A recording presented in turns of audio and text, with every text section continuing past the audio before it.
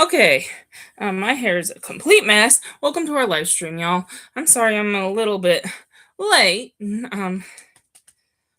I woke up to my alarm at 6:30, but I was so tired I couldn't just get up and get my computer set up. I just was resting for like 5 minutes. Then at 6:35, I started trying to log on and get ready from my bed, not from my desk, and I got very tired. I gotta turn on Facebook. That's how tired I am. I forgot Facebook.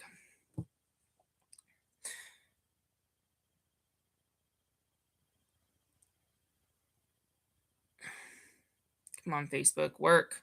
Work. Arr. Okay. Okay, it's working. Okay. So sorry, Facebook, for you too. I started YouTube and then forgot to start Facebook. But I don't worry, I started late. Um YouTube's only been on for 1 minute. So you're lucky to know that I've only talked for 1 minute before realizing, oh, I gotta start Facebook. Oh, anyway, as I was saying, sorry for YouTube, you have to hear this again. Um, I'm sorry I'm late. I sent, I have an alarm now so that I don't sleep through the marathon. It went off at 6:30, but I was so tired, I didn't want to just get out of bed. I didn't fall back asleep, but I didn't want to just get out of bed and get on my computer and get started. I rested till like 6:35 and then I tried to log on and get my live stream set up from my bed instead of my desk. And so I did. And then I was like, "Oh, I need to send a reminder." This is what caused me to be late. I wanted, how usually a couple hours before the live stream I'll send one last reminder saying, "Hey, our live stream's tonight." I didn't do that. Um I was going to do it possibly before I went to bed, but I just got so tired I didn't want to stay up a minute longer. And so I didn't. And then I woke up at 6:30. So that's why there was no reminder tonight. There is now. I decided to make one at 6:35, which was a bad idea. How I made it? I decided to copy and paste what I posted last week. You know how I usually send like trailers to the episodes tonight. Um, that we're gonna watch.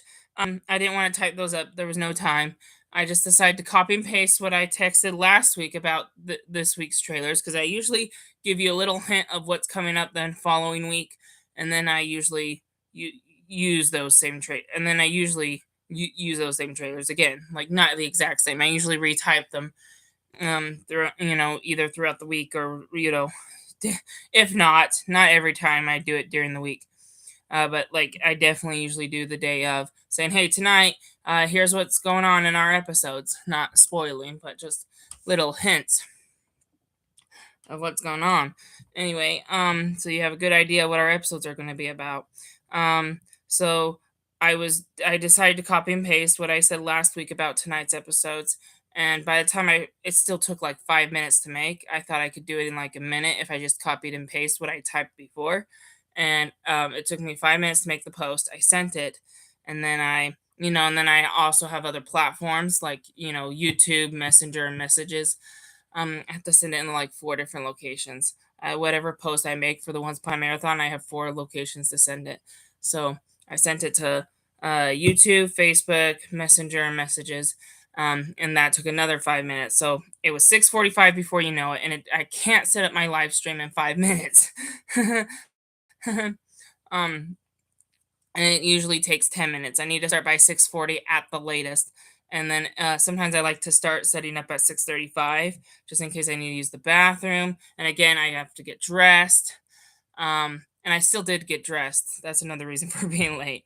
So anyway, if I start at 6:30, then I'm usually ready by 6:45 and I wait 5 minutes.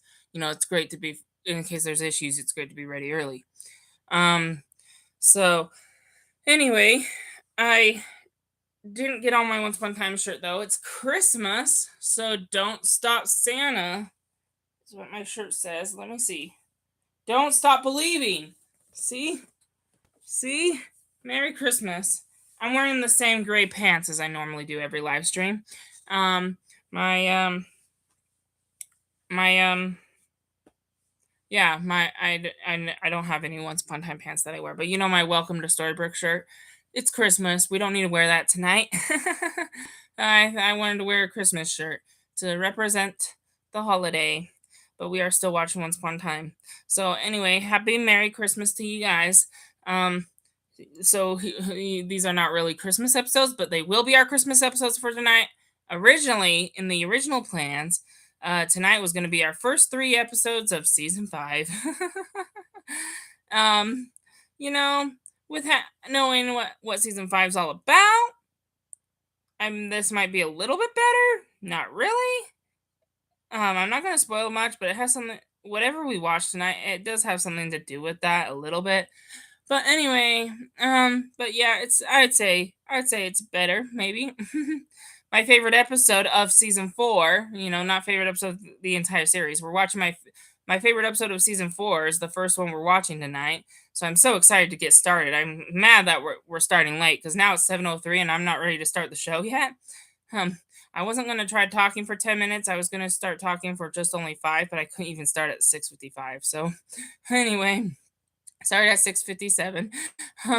So yes, we're gonna start about 7 minutes late. So 7:07 is when we're gonna start.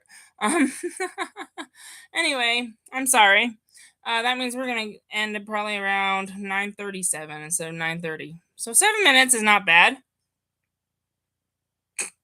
Usually I'll try to cut it shorter by not talking too much at the beginning, but we're already doing that. Anyway, so I'm excited for our episodes tonight, especially the very first one that we're watching. Someone's coming back from the dead again, just like Maleficent from like what 2 weeks ago. Maleficent's back. Oh, and I forgot to finish my thought. Since we're not starting the beginning of season 5 due to me being sick in November and going on a date in September, we're still trying to finish season 4. Luckily, next Sunday, the last Sunday of the year, we're going to finish season 4. And I think it's better not to start the next season right before the end of the year. I think it's better to wait until New Year's resolutions to start a new season. So anyway, yes, next week we will finish the season out, but tonight we're not. we're halfway through the Queens of Darkness. Tonight we're gonna surpass that. We're gonna get through more episodes, but we won't finish the rest of it until next week. So anyway, speaking of which, next week the whole series is gonna change. So I mean by change is the title's gonna change. So we're not gonna say Once Upon a Time live stream tonight. We are, but after tonight, we're not gonna say Once Upon a Time live stream. It's only for 1 week. We keep the same title for season 5. It's kind of weird. We keep the same title for season 5, but the series changes for 2 episodes of next week. So and we're watching 3 obviously, but we're gonna consider all 3 of them as part of a new series title. So anyway, just a little heads up. So it won't be Once Upon a Time next week. It's gonna be something else, but I'm not gonna spoil it until after we watch our 3 episodes tonight. I'll tell you at the end of the live stream, so stick around. What the name of the show is gonna change to. You could probably hint from the photos I sent in the reminder that I sent last minute.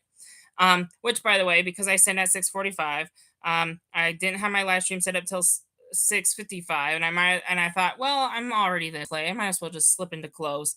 Luckily, I did kind of have an urge to go to the bathroom, but it wasn't that bad. And I'm like, I'm not gonna start right at 7. I'm gonna try to start a couple minutes before, as quick, So after I got into close from 6:55 to 6:57, I finally started my live stream. Except I started YouTube first, so Facebook, you're 6:58. But anyway, still, again, sorry for all that. Luckily, I decided not to go to the bathroom. But anyway, that wraps up for why I'm starting this late. But anyway, but yeah, I'm looking forward to finishing the season next week, and then tonight we're gonna watch my favorite episode of the season. So I'm very excited. So yeah, Merry Christmas, Happy Hanukkah, wherever you live. I know I was I was on another thought that I stopped because I wanted to finish talking about why we're not starting season 5 till next year, right? Like I need to do that, honestly. But whatever I was talking about before, it doesn't matter because we're gonna start our marathon. It's 9 minutes and 30 seconds according to my live stream stamp, and it's 7:07 now, so it is time to start. I told you we were starting 7 minutes late. So yes, I have my headphones, but I didn't plug them in. Let's see, are these the right ones? Let me see. Maybe not these ones. What about these ones?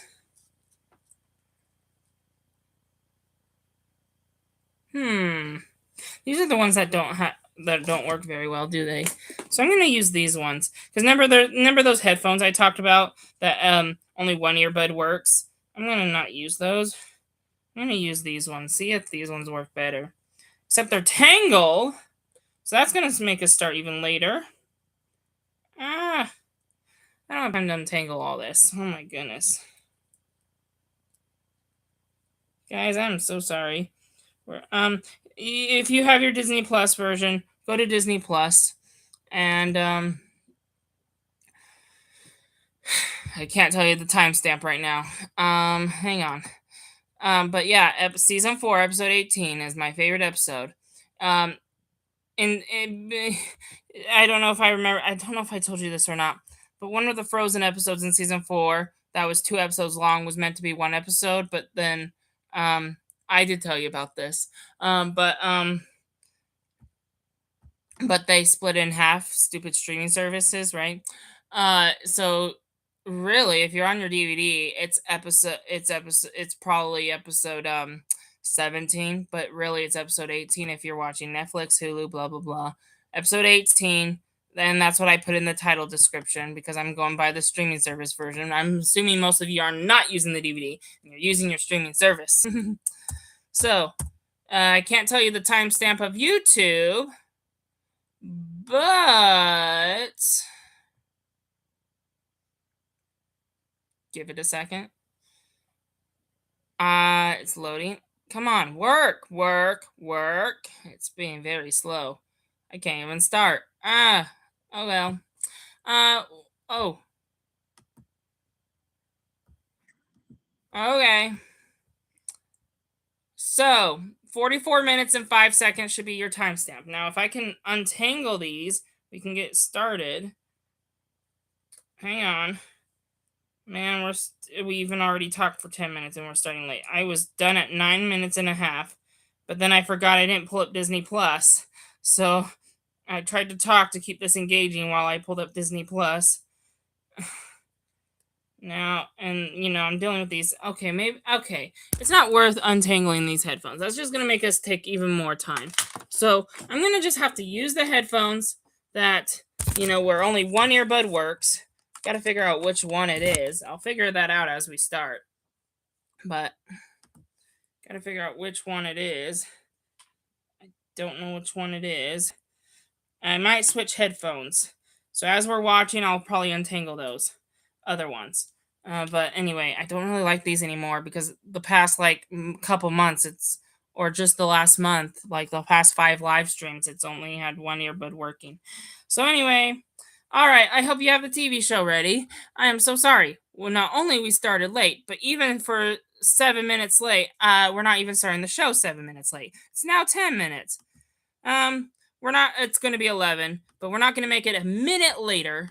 So, all right, I'm just going to start the countdown, not when I say 1, but when I say now. Oh, there's a comment. I don't know if I should read them. I'll read your comments later. Let's see. Yep, I'll read your comments later. So my mom says, "Hi Ben, love the shirt. Don't stop believing.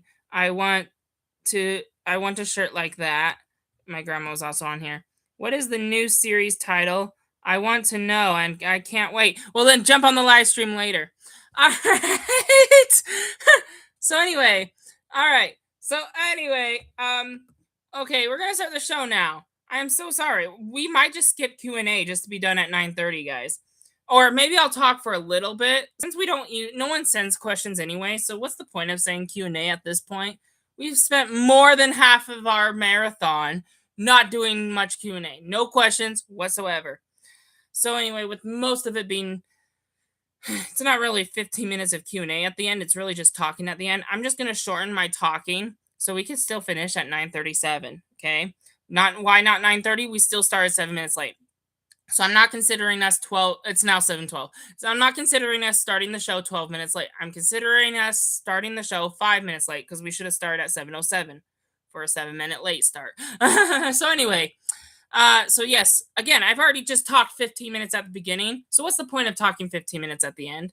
Anyway, Sorry. I'm going to start the show now. I lied. I decided to read the comments because they were pretty short and there was only like 5 of them from my mom and grandma. So I decided to read them after all. I know. I should have just started the show. Man, I got distracted. All right. All right. We're starting the show now. This is my favorite episode. So I just got to I want to get started. Okay. All right.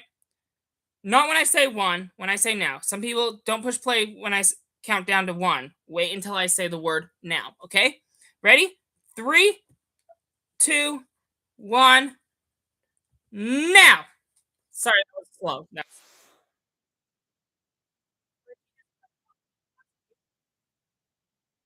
The author broke the rules of the book, so the apprentice trapped him inside. And the heroes released the author, and he made an escape for it. The author is not a good guy. He's a kind of a villain, and that's where we are in the show. The author of Henry's book is out, running in the woods somewhere, trying to escape from the heroes. And Emma doesn't believe in her parents because they kept a secret from her that she could go evil.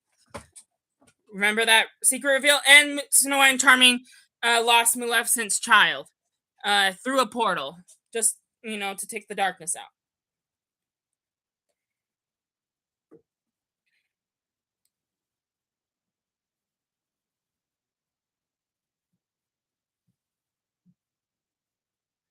Yes, the author also manipulated Snow and Charming to lose Maleficent's child.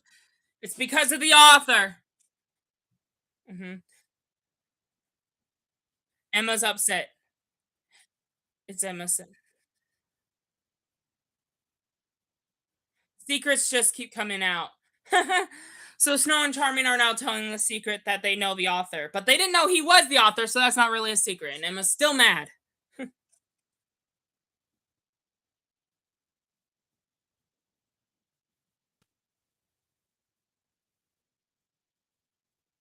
Yes, you got to find the author before Rumple does, because that would not be good if the villains win. The author's like looking for wood. He's a carver, so he can easily turn a wood into a pen. Sorry, that's a little jumping ahead here.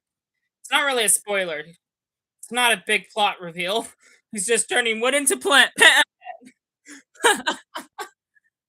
No etho.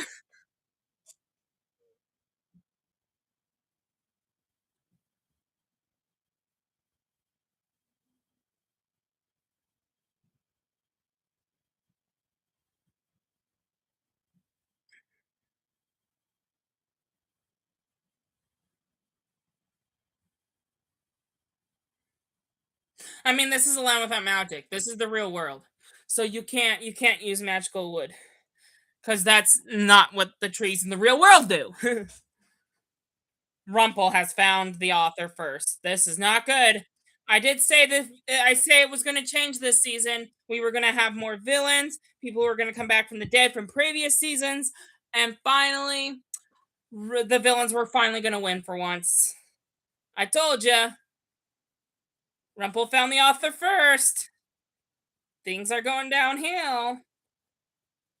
And what I mean by that is like the show's not getting bad. It's the villains winning, not the heroes. That's what I meant.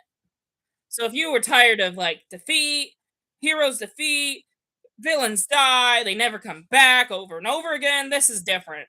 We're finally getting a different season where it's the opposite. Villains are alive. Villains win. I'm kidding. And the thumb title. It's Oz. Once upon a time, Oz. Ooh. Hey, that could have spoiled it for you. Do you think you know who's coming back? Well, you still might not know because let's see. I mean, let's see, not the author. I'd say the wizard was evil. He was an evil monkey. You got the Wicked Witch. Those are about the only evil people there. Regina blew her cover last episode, remember? Rumple has her tied up in her own vault.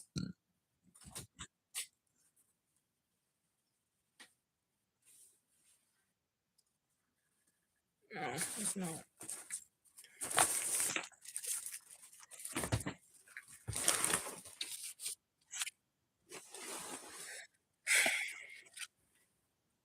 You should watch at the end if you wanna know the series title.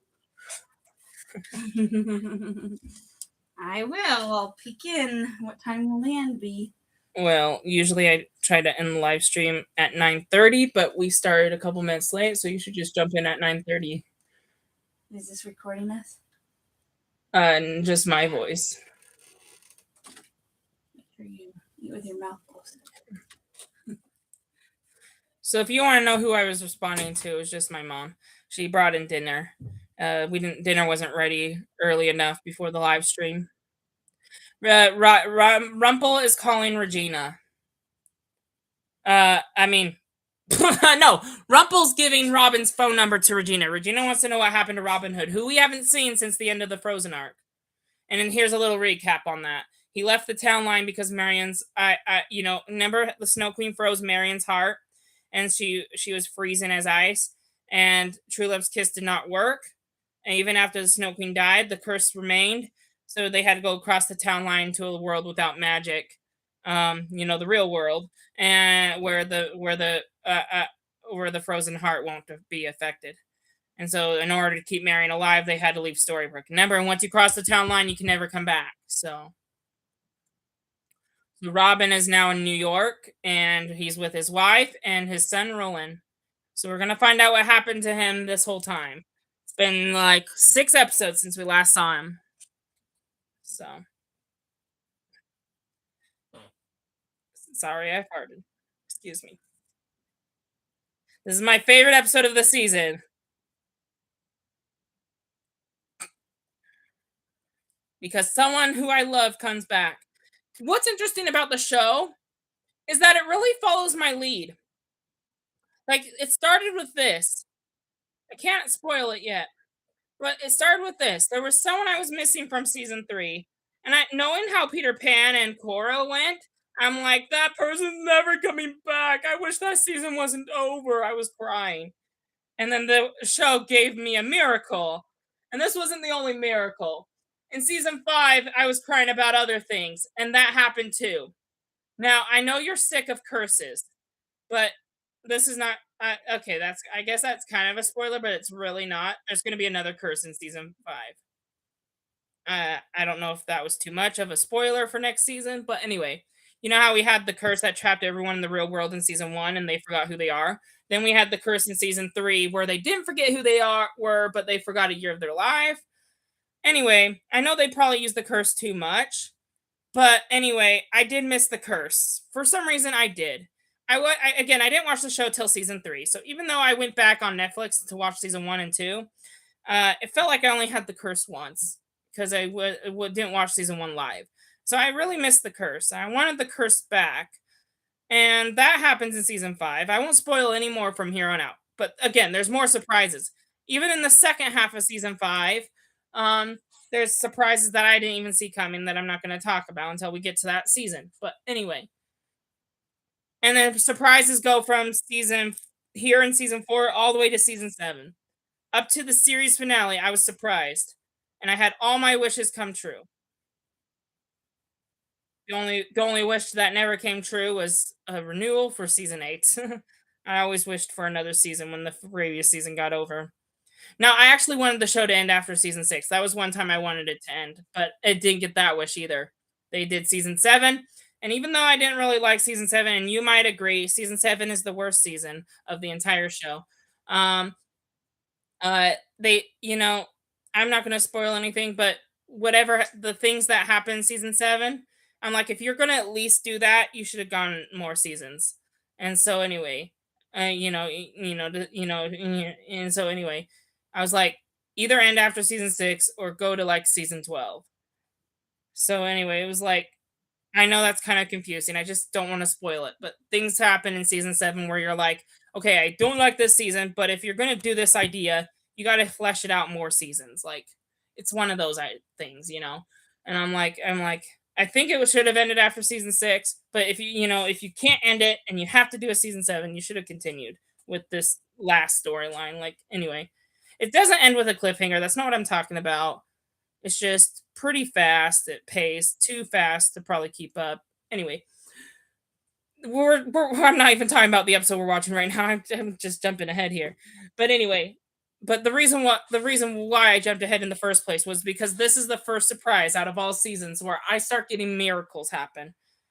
Granted, news not having more seasons and not canceling when I wanted it to be canceled. That's those are the only two wishes that I never got came true. But anyway, I think it's just better to have, for first of all, I think it's better to have more Once Upon a Time than less. I also think, because I love the show so much, that it's better to have what we have instead of no show at all. So I'm grateful for the run it's had. Um, but you know, we are only in season 4, so no worries. As far as our marathon goes, our marathon's not going to end anytime soon because we are on the tail end of season 4 and we still got 5, 6, and 7. And when I started season 1, I didn't want to spoil how long the show was either, but I already did several times during the first 2 seasons, so it's too late. You know the show has 7. So Robin stole Number Neil's apartment in New York. Before he died, he used to live in this apartment in New York. And this is where Emma took Henry and Rumple to go find Rumple's son in season 2. So ever since then, Neil's no one's bought this place. Neil, left it just vacated and left it like this with his stuff in there. Since Rumple got crossed the town line by Belle and can't come back, he needs somewhere to live. We know he lives with Ursula, but this is before that. He wants to live in his son's home. And obviously Robin Hood found it first.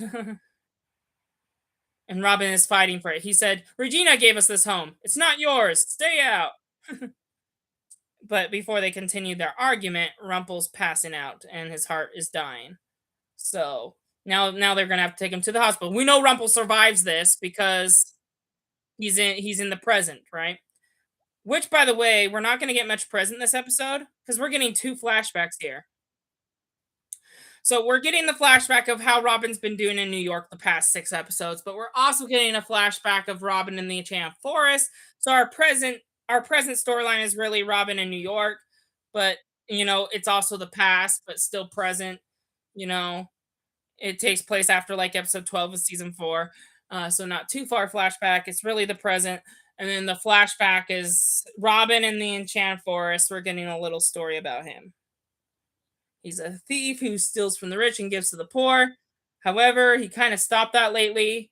He works in a tavern. Um, he's being a bartender. However, people miss his thieving days and they want him to steal from the rich to give to the poor again. And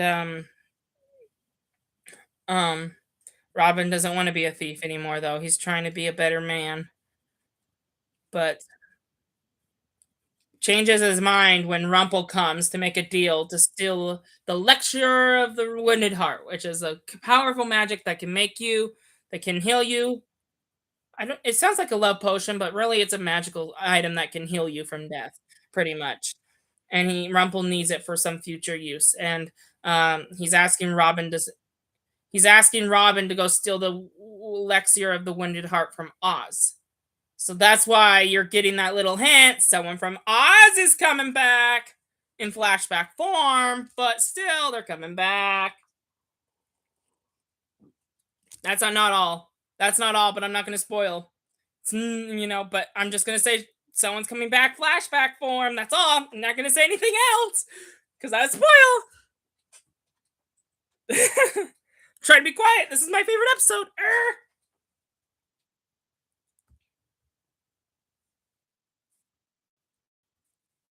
I'm eating my food now. So, I get criticism for not talking too much in my live stream, but I need to eat. So, you better just be watching the episode, or you're gonna be watching a boring live stream of just my face. So you better be watching the episode. I mean, I tell you to have 2 separate screens. Like, for example, watch the show on the TV screen and have the live stream on your phone. So, um, especially if you're watching this for the first time. and you're watching it with me instead of probably watching the episodes first, um, uh, you probably want to me to shut up so you can listen to what's going on. I've been probably talking too much. Anyway, I'm gonna eat.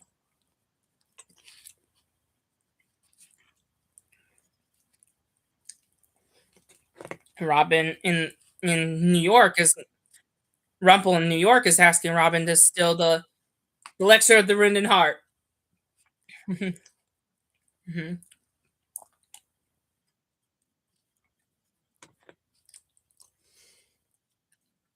Rumple wants Robin Hood to steal the elixir of the wounded heart in the real world. There's there's a bottle of magic that still exists right here in New York City. So I don't know how Rumple knows about it, um, but plot hole there. But he's gonna ask Robin to steal it again. So we're getting a flashback of when he stole it the first time, and he's stealing it again in New York, in the present, but like 6 weeks ago. If you thought Robin Hood left the show, you're wrong.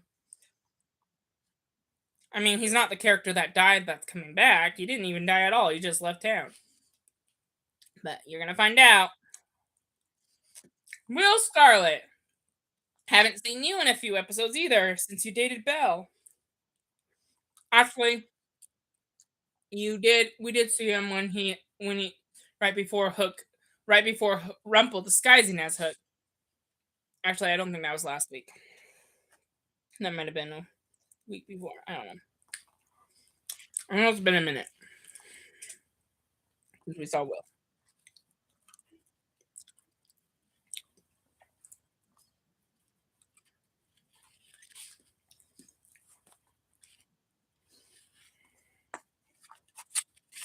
Oh my goodness! I almost dropped my food. Ah! Sorry, I have to eat in front of you.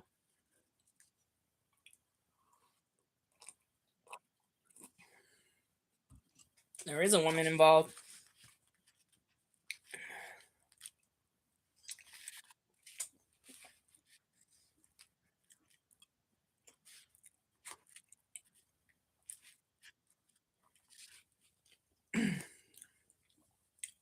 Robin and Will make a deal. Robin's gonna steal an extra dose of the wounded heart just so Will Scarlet can have some. So that's how they met. That's how they met. The Wonderland series didn't tell us how they met. Um, they already knew each other, and Rob and Will already joined Robin Hood's band. So don't worry, it's quite controversial that to the Wonderland series. This could have been how they met in Oz, which is in Oz. It's kind of cool because arc wise, you know, we go from Neverland, Oz, Frozen, Queens of Darkness, and I didn't even think about mentioning this. Sometimes we get little arcs back. And what I mean by that is that even though this is the Queens of Darkness arc, this is an Oz episode, which Oz was season three's theme. But we're getting an Oz episode in season 4. So not only villains could come back from the dead, but expect some arcs to return. Just because we're done with Oz doesn't mean we're never going to see it again. Just because we're done with Cruella, when we get done with Cruella, Ursula, and Maleficent, well, we're done with Ursula, but when we get done with Cruella and Maleficent, you never know if they can come back as cameos for one episode. You don't know that. You know, I'll tell you right now, it's not a spoiler because it's never going to happen. Frozen's never coming back, not for a cameo whatsoever. You would think out of all shows, one of the most popular ones. Frozen's Disney's most popular movie. It actually won, uh, it's actually on record. Disney's biggest animated blockbuster ever made. It made more money than any other movie, even the ones that are being made now. Except for Inside Out too, but that's if you exclude exclude Pixar and don't count Pixar films. It's Frozen. So before that, it was Lion King. So anyway, you would think they would bring Frozen back, but they didn't. So if you were expecting more cameos from her, your wish is not coming true, like mine were. I didn't miss Frozen for some reason. So I hope I don't disappoint you there. But Frozen's never coming back. But we are getting an Oz episode tonight that we're watching right now. And then other things will come back later on. Like Neverland and yeah, Wonderland. Wow, Marion wants Rumpelstiltskin to die and just not let Robin steal the elixir of the Winded Heart. And Robin's like, that's not the Marion I know. Why would Marion wish something like that?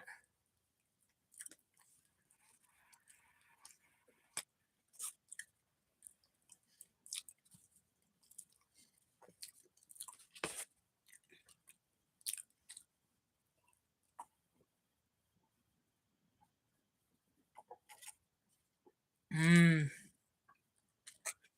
Wicked Witch.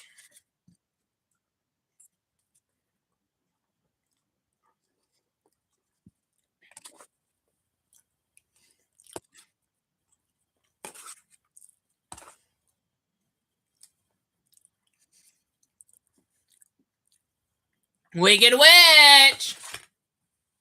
You never thought you'd see her again. You know? Remember she wanted to make a time travel spell to kill Ava, Snow White's mother? She failed, but there's 3 of her. Make sure you kill the right one. Who's the real Wicked Witch? And this is the same actor, too. Remember when Robin Hood was replaced after season 2? It's the same actor. Speaking of someone coming back, they must have loved her so much they had to bring her back. I bet that gave nostalgic feels. We have, when was the last time we watched season 3? Just before Halloween. It's been 2 months. Doesn't that make you happy? Did you miss her? Did you miss the Wicked Witch? Did you miss the green skin? Did you miss her? Oh man, it was only one scene. How sad, right? Well, don't be sad, okay? Just stick around until the episode ends. Or stick around after that. We're watching more, but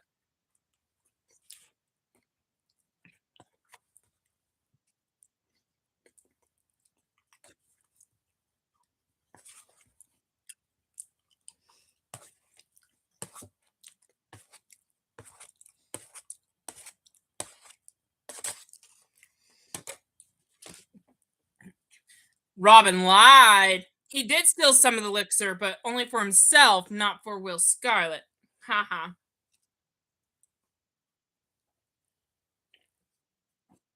Except the bottle was a skinny container. This is like a more heart container.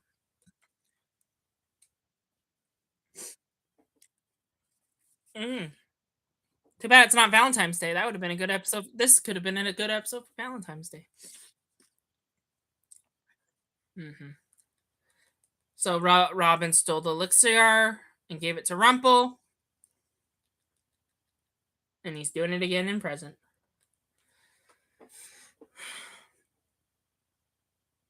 The potion is supposed to heal Rumple's heart so he doesn't die.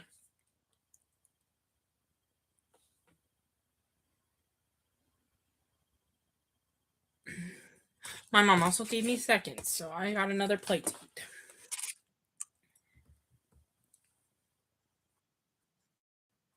Oh, this is my favorite part! Marion switched the bottles. It wasn't healing his heart, and it turns out the bottles got switched.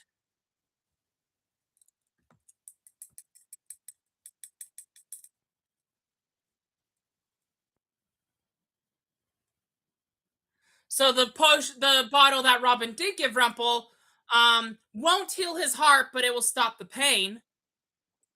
And Marion wants to make a deal. If you want the real potion, plot twist! It's a Wicked Witch!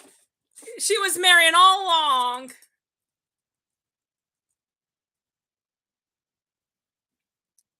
Six leaf clover of Oz. It's a clove. Oh, Oz clover is a magical item that can make you transform into anyone you wish to be. So when Rumple killed the Wicked Witch a season ago, she didn't die. Her spirit left her body before it could shatter. She had somewhere to go. She went back in time with Emma and Hook. Yep, she followed Emma through the time portal. When they had their Back to the Future adventure.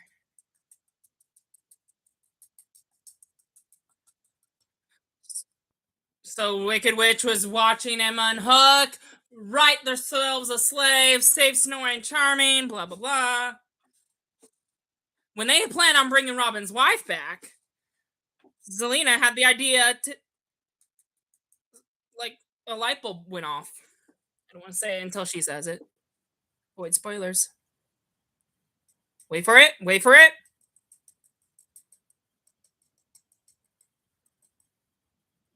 I killed her. She killed Marion. When Emma and Hook were not looking, she killed Marion, Robin Hood's wife. She killed Marion, and then became her. She used the 6-leaf clover of Oz to turn into Marion, to look exactly like her, and then go back to, and so that Emma and Hook would never know it was her. It wasn't easy not being her, but she survived. She knew going back to the future it would ruin Regina's happy ending. When Emma brought Marion back, Regina was so mad we thought she was going to go evil. Remember? She almost did. And all this time, it was the Wicked Witch. It wasn't really Robin Hood's wife. No one knew the truth in Storybrooke this whole time. It was the Wicked Witch all along. She faked her death. When's that? That's not the first time we've seen that happen before. Remember when Dorothy threw water on her? She fake melted. She didn't die. We saw that in season 3. Now, she faked her death when Robin turned her into glass and stabbed her. She didn't die. Even a knife doesn't kill her. This Wicked Witch is unkillable. That means Rumple never avenged his death. Never avenged, not his death. Remember Rumpelstiltskin's son died in season 3. And Rumple wanted revenge by killing the Wicked Witch. It was her fault that he died. And now he never avenged his son's death. So, will he want to kill Rumple? I mean, will he want to kill the Wicked Witch? I don't think you can kill her. She's faked her death twice now. They made an excuse so that they could bring the actress back. They loved her so much on the show, they had to just bring her back. They just had to. I was waiting to say that too after. Now it's not a spoiler. They just had to bring her back. They just had to bring her back because she was just that good. Better than Peter Pan, better than Cora. She had to stay on the show. Wow, how many more villains are going to come back from the dead, guys? Not everybody. Not everybody. But expect that kind of a thing on this show. Villains can't be gone forever. Never say never. Never say forever. Nothing's impossible, especially on a science fiction TV show, right? When you make something that's not true, anything's possible. When you do something fictional, anything's possible. If you base it on a real story, you're kind of stuck. But you're more open-minded if it's fictional. You know, in real life, you can't bring someone back from the dead. In real life, magic's not, you can't throw a fireball in your hand. But, things like this show, anything's possible.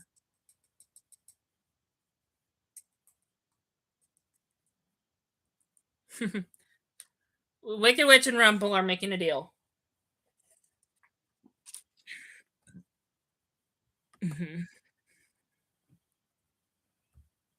Run, I'm here. Someone just added another comment.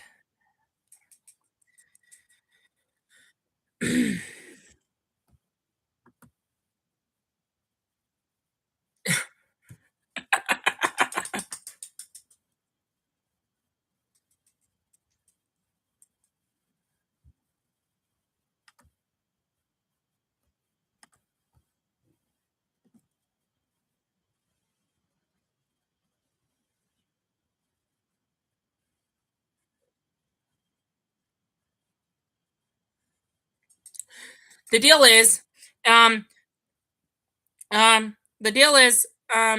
I have my happy ending built? So in order for him to have the real potion to keep his heart, because he's Rumpel's dying, remember? And so in order to keep himself alive, he needs to drink that potion that the Wicked Witch stole from Robin, and and the Wicked Witch kind of outsmarted him by saying, "Hey, if you want this potion, because Rumpel's not in no health condition to take that from her, if you want this potion to heal your heart, then I want you to, I want whatever you have planned for the author to have my happy ending built into it, and you have to stop killing me for your son's death." And Rumpel gets kind of backed into a corner and had to kind of agree with the deal. And otherwise, he was going to die. It was either it was either team up with the Wicked Witch and be allies and not enemies, or die. And so anyway,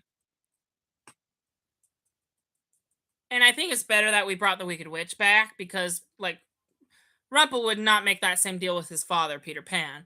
And I don't think the Snow Queen would do something like that, especially since she kind of had a redemption arc before she died. So maybe Cora, but yeah. If it has to be someone from season 3, the Wicked Witch would probably be the best option. So yes, I wanted to act as if we were only going to see the Wicked Witch in the flashback of the story, just in that one scene. That's why I was like, "Oh, it's just one scene. Aren't you glad you just got her for at least a couple minutes?" I knew she was going to come back from the dead and be in the present day storyline. Like, I just kind of kept that in the dark because I don't want to spoil. I said someone was coming back though. I didn't say it was her. I didn't say it was her, so I didn't spoil. I kept it in the dark as I promised. And even up till that flashback where we saw her in the past before her, even her, before her first death, before her second death, I guess, because I guess it was after this flashback of Robin going to Oz was after Dorothy melted her with water. So it was after her first death, but before her second death. And I was like, I wanted you to think it was just for one scene, just to get at you and be like, haha, she's actually coming back. So don't be disappointed. I did say that. Don't be disappointed. You'll see. And now you see. Like, this is why it's my favorite episode. I wanted the Wicked Witch back, and we got her back. Now, if you just saw in the flashback, Robin went back to the Enchanted Forest, but but Will kind of stole a potion from him, knowing that he lied and had the potion all along. Robin keeping it to himself. Will still stole it anyway and found out. So, not so now Rumpel's gonna be mad that he didn't get the elixir from for him. So you better hide, and hide his face. Otherwise, Rumpel might kill him once he sees you inside. Because you never go back on a deal. Rumpel never breaks deals with anybody, and if you break a deal with him, you're gonna face very bad consequences. Don't break a deal with Rumpelstiltskin. Don't even make a deal. But if you're dumb enough to make a deal with Rumpelstiltskin, pay the price and never go back on the deal unless you want to be, unless you want a death wish. I really need to eat my plate now. Sorry. The reveal happened right before I had my seconds because mom brought me seconds. But then I wanted to see the comments really quick, and then the thing happened, the plot twist happened. I just wanted to be able to talk while it happened.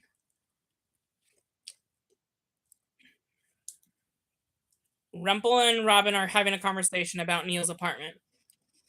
Robin is Rumpel agrees to let Robin Hood use his son's apartment, and Robin Hood has some of Neil's things, but Rumpel doesn't want a reminder of his past of being a coward. So Robin is just saying, "Okay, well, good to you, Rumpelstiltskin." And then Robin feels a little uneasy about Marion and doesn't know if he should belong with her. Robin's trying to convince Rumpel, being as evil as he is, trying to convince, knowing that the Marion is Wicked Witch. Instead of telling Robin that, he's convincing Robin that it is Marion, and she's just trying to get used to the new world. And I would stick with her, be a good husband to her. giving him all that snooshy advice.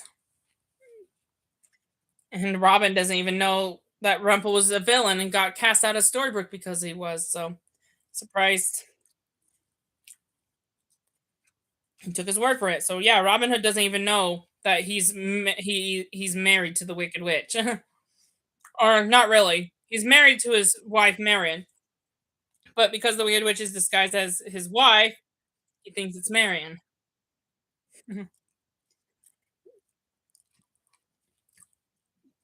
Imagine if you found out your husband or wife was not really your husband or wife at all. That's crazy. Someone disguised as your spouse.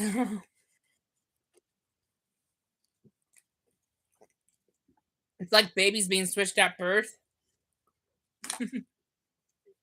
Your spouse got switched with someone fake, disguised as your spouse.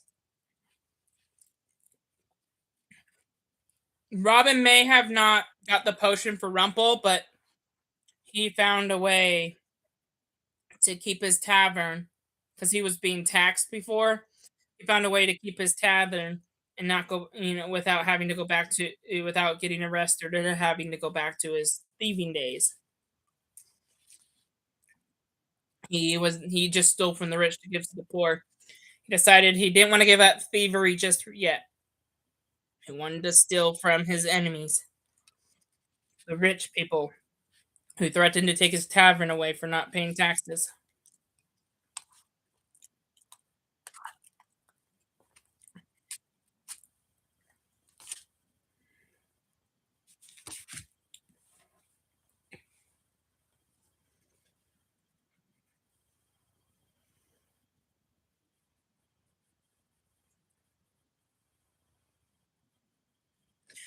Hey, good news. I just put the other earbud in, and when I take this one out, I can still hear it. So these might not be the headphones that I thought only one side worked. It might have been the tangled ones. So I'm glad I didn't untangle those, even though I said I was going to during the live stream.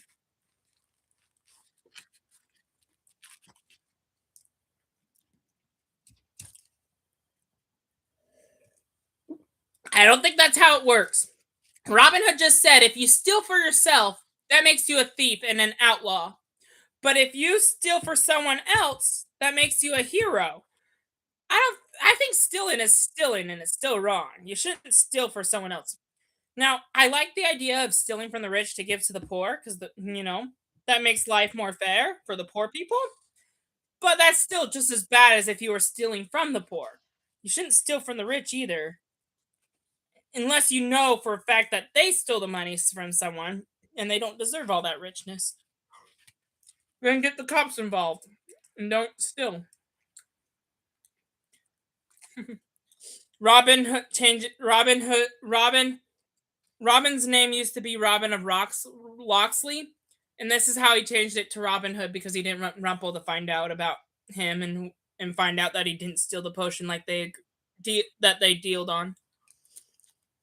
Because otherwise, if he found out that was the same Robin that stole the potion, he could kill him for not fulfilling his deal.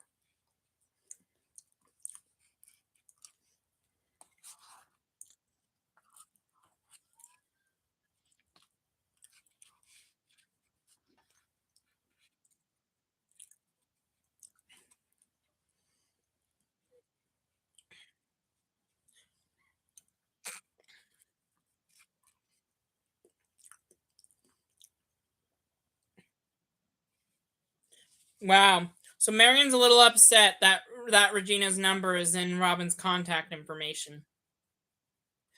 And they have to make a deal. They have to, and Marion is pushing Robin to make a decision. If you want to be Regina, go be with Regina, but you have to decide what you want. And Robin wants to stay with Marion. If only he knew. If only he knew that was the Wicked Witch. And see, look, Robin was like, "Do you remember what I said back in the Enchanted Forest?" And the Wicked Witch wasn't there because it was the real Marion in that flashback. And he's like, I want to hear you say it. That's one way to sneak out of, your cover up. If you're disguising as someone else, you know, and someone's asking you to remember something, or like they ask the real person to remember something, and then you go in as disguise, you can get caught by not knowing that whatever that is. And so, anyway, she got away with it by asking Robin, "I want to hear you say it." Good excuse to avoid your wicked witchness. Robin doesn't even know he's kissing the Wicked Witch right now. He thinks he's kissing his wife. In the mirror, as the audience, we can see that's the Wicked Witch kissing Robin. Gross. Hey, I don't want my sister to be kissing, or I don't want my future wife's sister to be kissing me. That's ew.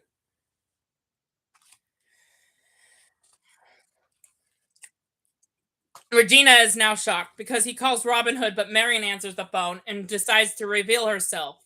Because it's part of Rumple's plan. He wants Regina to find out that the Wicked Witch is back and disguised as Marion.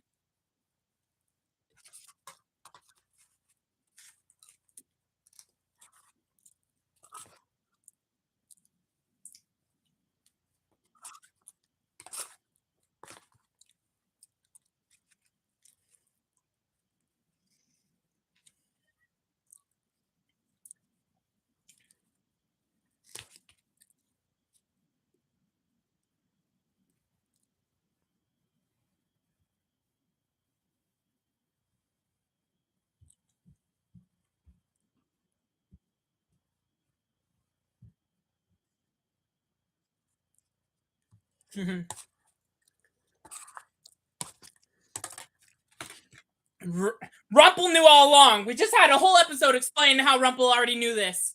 Rumple knew all along. The Wicked Witch saved his life. We're back in the real present 9 weeks later. Yeah, Wicked Witch murdered your son. How could you work with her? Rumple? You're way dark. You're working with the murderer of your son. Regina is vital to his plan to turn Emma evil. Yeah. Regina's part of turning the savior evil. Regina's not about to let that happen, obviously. Regina has a choice to make. She can either save Robin Hood or Emma Swan. Are you really Rumple just said this. Are you choosing the savior over your precious Robin Hood? Is that your final answer? Is it Robin Hood or Emma Swan? Whose life are you gonna save? Well, cliffhanger. The end. What an episode. We weren't even in the Queens of the Darkness arc almost at all. We started at the beginning with the heroes chasing after the author. And so before we start the next one, we were at the beginning. Whoa! I almost tipped over. Did you see that? Oh my goodness! I got so excited, I almost tipped over. If it weren't for the wall behind me, I would have fell. That must have been a really good episode, guys. Okay, as I was saying, that was just funny. As I was saying, okay, that was an accident. I need to be careful. I'm gonna hurt myself. Finally, I'm done with dinner though. You don't need to see me eat from now on. So it started with the heroes chasing after the author, and then Rumple found him first, and then he went to his own vault where Regina was tied up. Who blew her cover, right? She, Rumple, knowing something that Regina doesn't, tells Regina to call Robin Hood, and right before Marion, the Wicked Witch, Marion, you know,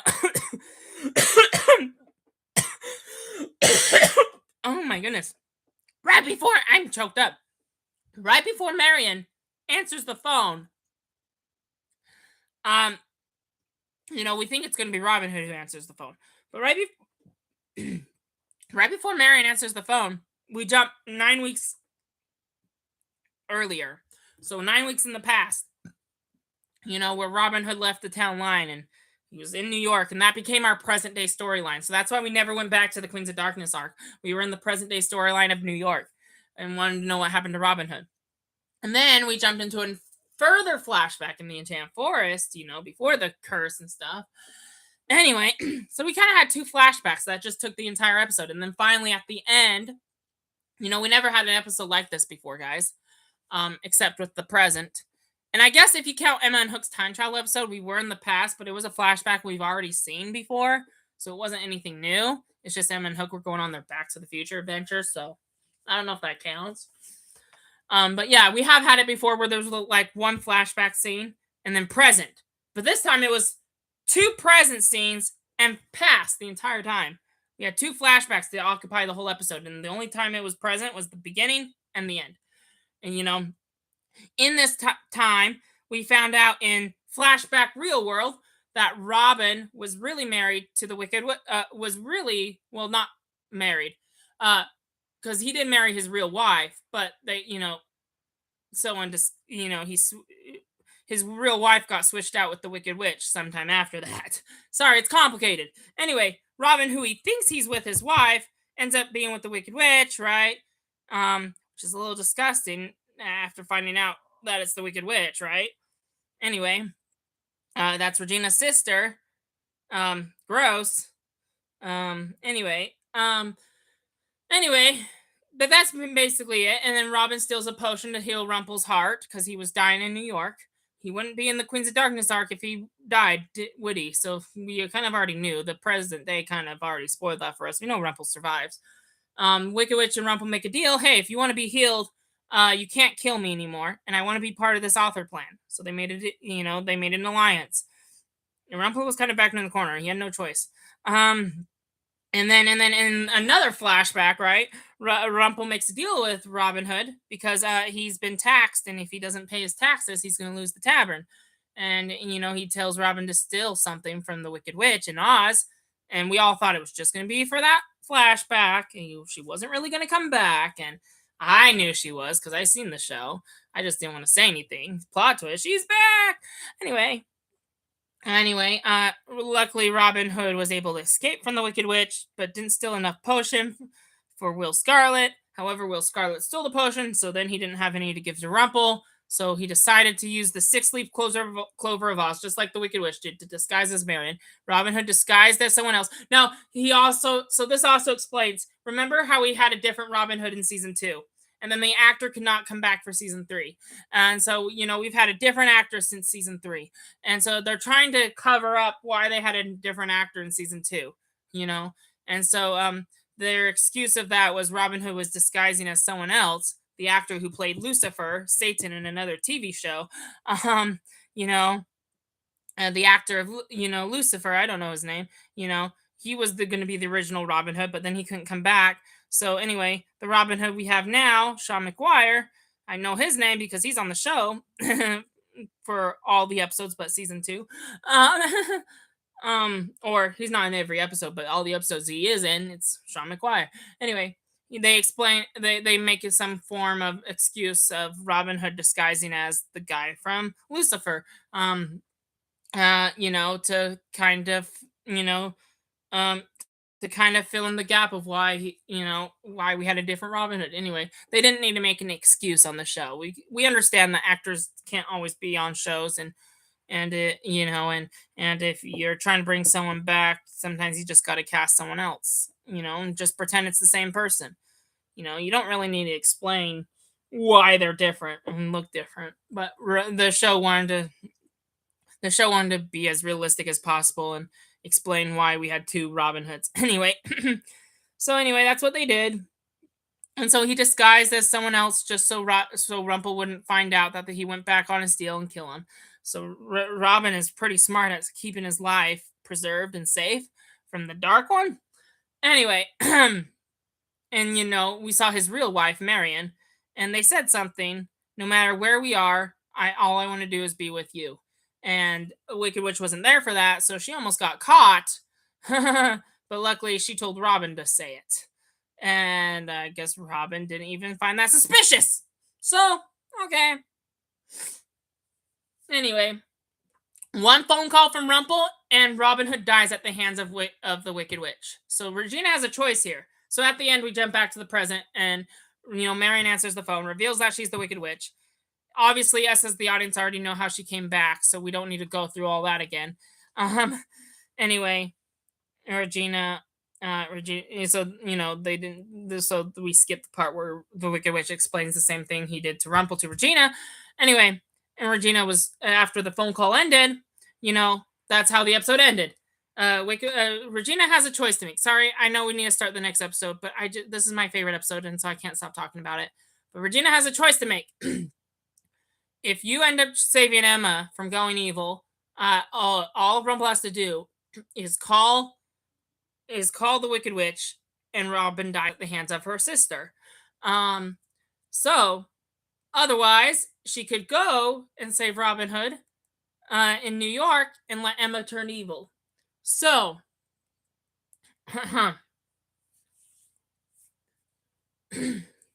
that's a big choice to make, isn't it? Big, big choice. Emma Swan, the savior of Storybrooke. What's it going to be? Emma or Robin Hood? What are you going to do, Regina? You're backed in a corner as well. Anyway. Wow. Okay, we got to start the next episode. I am so sorry for talking too much, guys. All right. All right. So, next episode, timestamp. I won't talk much because the only reason I did was because that was my favorite episode of um now that we have had our Oz episodes, we're going to continue the actual plot.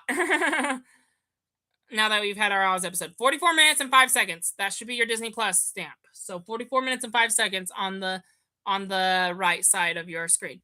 All right. Hulu, I don't know. Just make sure you haven't played a single second. We're going to watch the recap previously on Once Upon a Time. You know what I mean. All right. Not when I say the number 1, but when I say now. Ready? We're going to start the next episode. 3, 2, 1, now.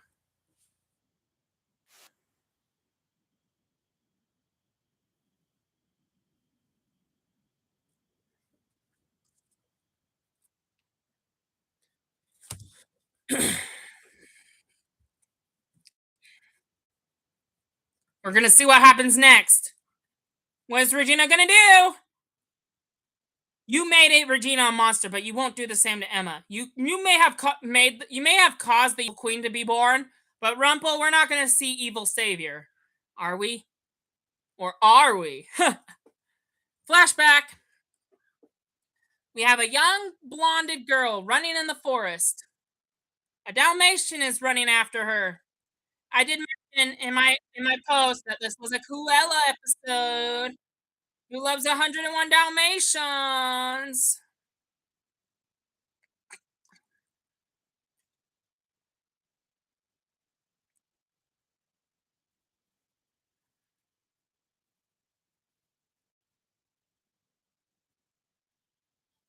Honestly, remember how we got rid of Ursula? She got her happy ending. Again, this is a season where villains don't die anymore, or they could die, but some happy ending, and some come back from the dead. This is Cruella's episode. Will she get a happy ending like Ursula, or will she just be pure evil and die? I know most villains on the show are not evil just to be evil. They have a reason for being evil, and you could understand and have sympathy for them. You probably make the same decision too. Maybe, maybe not. Um, but sometimes that could get boring after a while. Sometimes it's good to just have someone be evil just to be evil. We don't need to explain why they're evil. Even though that makes for a better story, it could be old if you constantly do it in a TV show for so long.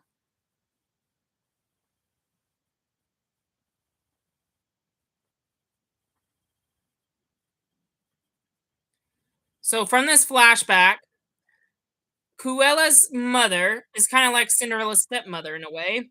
She finds Cruella running in the woods and uses the dogs to threaten her, and the dogs can torture her if she doesn't listen to her.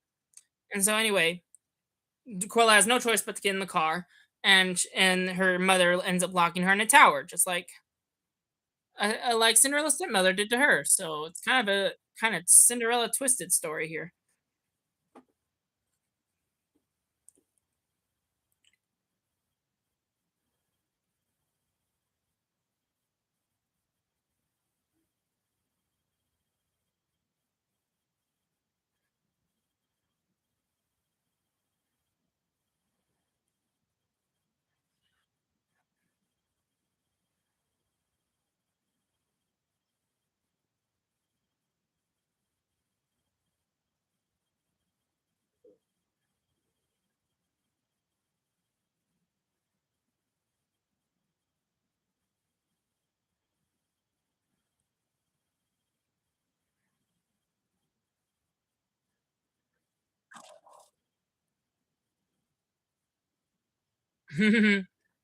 Maleficent doesn't know Cruella's special power, though.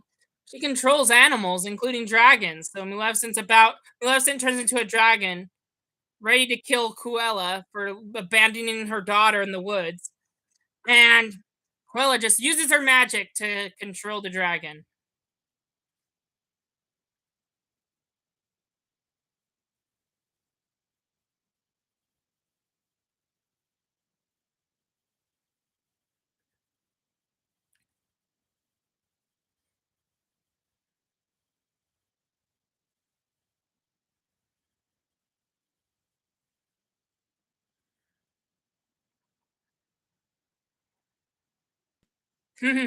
See, Quilla has the power to control animals, and he just told Maleficent to lie down and take a nap. Haha! Nice try, Maleficent. You thought you could kill? So, you know, Rumpelstiltskin showed Maleficent what happened to his daughter, which she did survive. But she also found out that Cruella and Ursula abandoned her in the woods.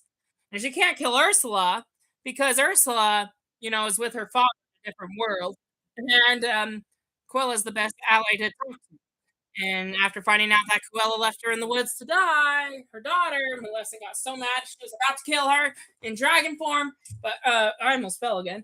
And Cruella just used her animal magic to have the dragon fall asleep. Emma and Snow and Charming are fighting about the secret day.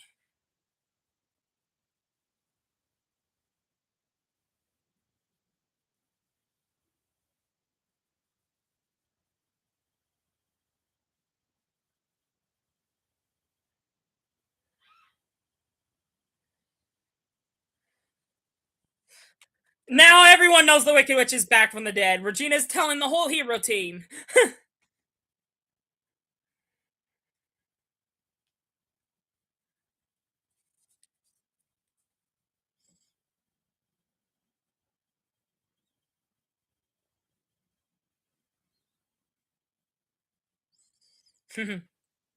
Regina knows how to handle Rumple. He's not gonna risk Rumple calling Zelina and killing Robin Hood.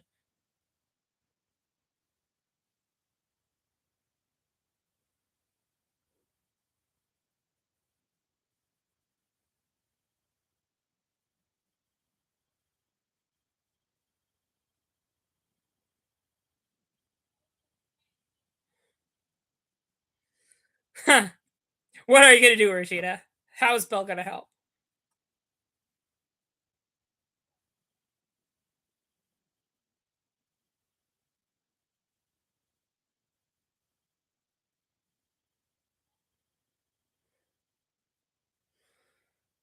Wow, Rumple and the author are finally having a conversation. There wasn't much plot going on in the last episode because of the Wicked Witch's return.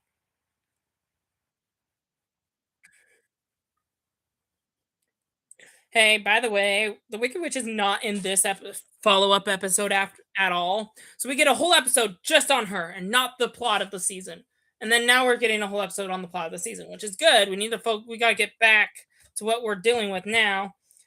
We can worry about the Wicked Witch later, but you can't. For some reason, you just can't have both.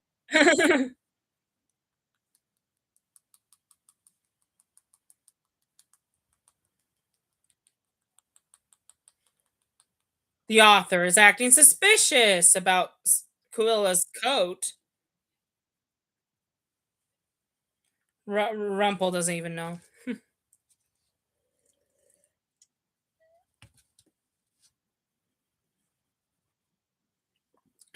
Who's gonna watch you? Who cares?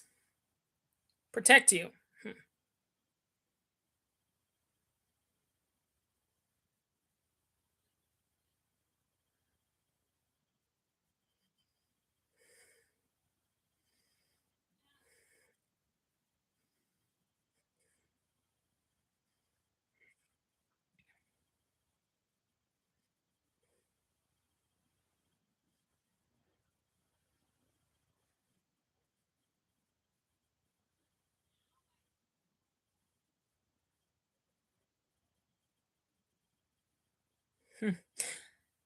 Yeah, you're trying to save your own heart.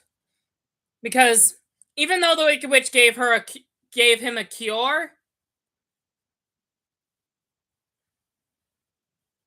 Hmm. See, look at his heart. He's been so evil for so long. He has no good in it. It's all black except for one speck of red.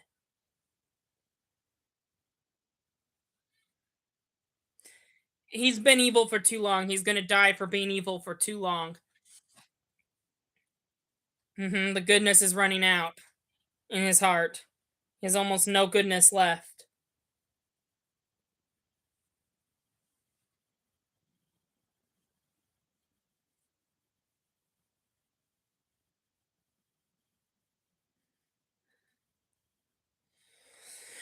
We saw this before last week with his heart. I told you we got the rest in episode 17 from last week before, before tonight. We got the rest of the plan. We found out what happened to Maleficent's child. We found out why Rumple needs the author. Everything got revealed last week. It was suspicious the first week. We got everything the last week, and tonight the plan's just unrivaling. I don't know if that's a word.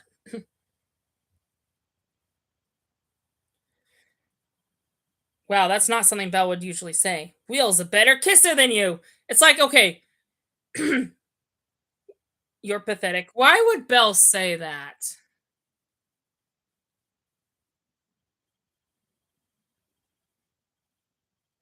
This isn't like Belle at all. It is so like Regina. If Rumple and Regina were a couple, this is what Regina would say. Will's a better kisser than you, and you're just a dog crap grabbing for scraps. Regina pulled Belle's heart out and controlled her with it. That sounds evil, but she's in desperate moods to save Robin from the Wicked Witch.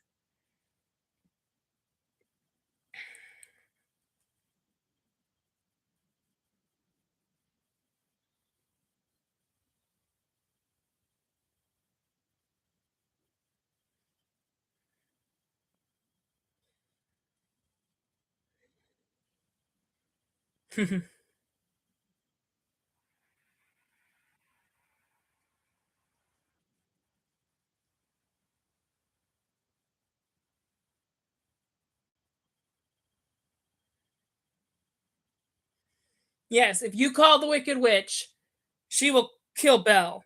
She will crush Belle's heart. And Rumple cares about Belle too much. That's his weakness. Belle's his weakness. Regina, knowing that, pulled Belle's heart out and said, "Threaten, I'm going to crush this if you end up calling the Wicked Witch and, telling her that I'm coming. If you do this, and so Rumple has no choice but to listen to Regina and let her go to New York to save Robin Hood from the Wicked Witch.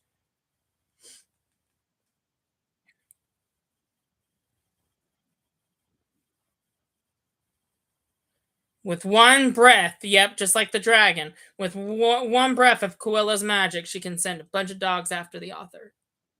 Creepy.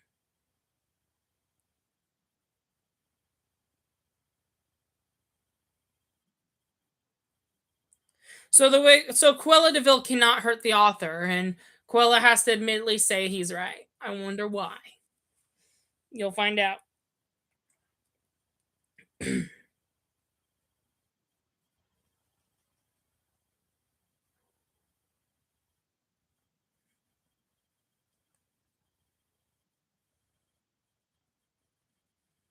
Threats don't make for good drama, the author says.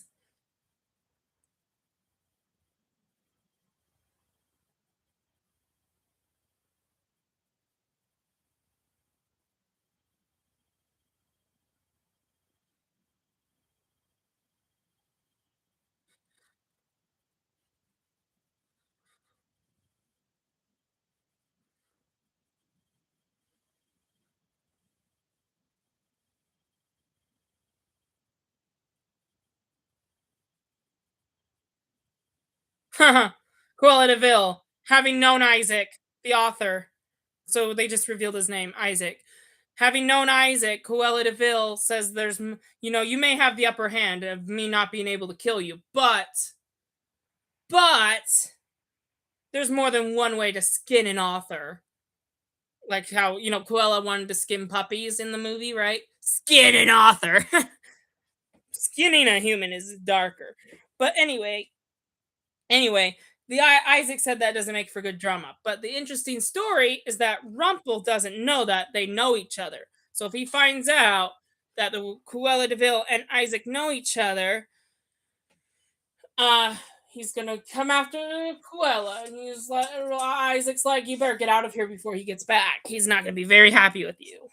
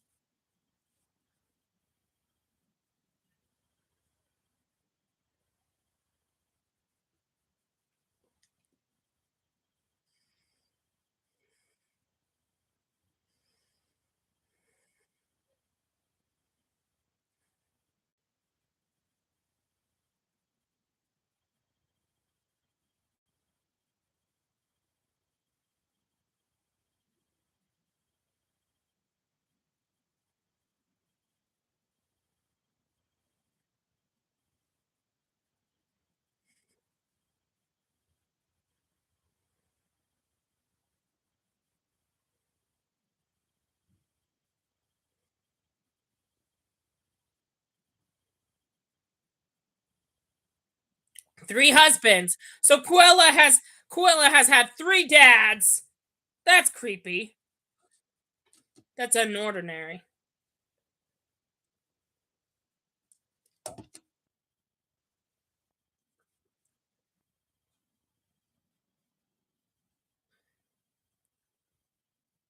Isaac has never been in love. None of your business.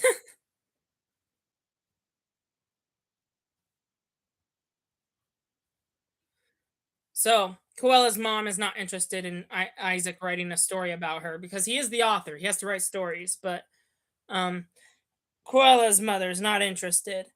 And he's like, you should write your own story for once instead of leeching off someone else's pain. Cruella from her tower window is like, I have a great story, but you have to get me out of here first. She doesn't have Rapunzel hair. She can't just climb down. She doesn't have hair to do that. Again, how did Cinderella get out? Oh yeah, the mice. They stole the key. Cruella doesn't have mice either. Anyway, back to the present. A Dalmatian is leading Henry into a dead corner.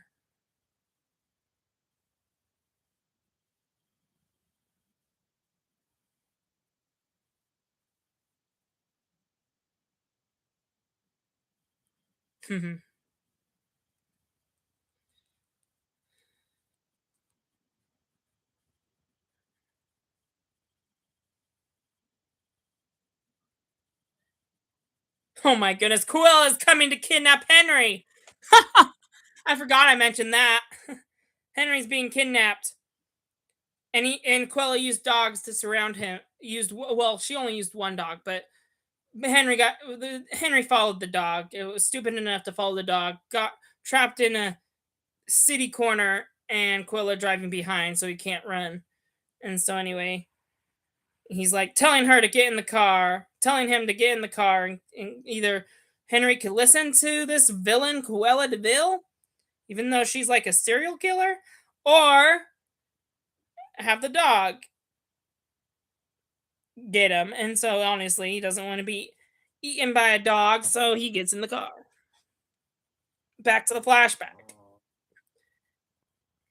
So it looks like instead of mice, we have Isaac the author who stole the key from Quilla's mother and gave it to Quilla, and Quilla used the key, and I don't know how that happened, but Quilla used the key to get out. So now Isaac and Quilla are kind of going to go on a date now.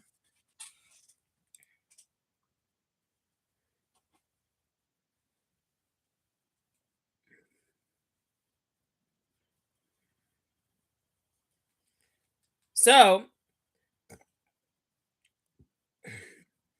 I bet you're wondering, Quilla's from the real world because there's cars in this.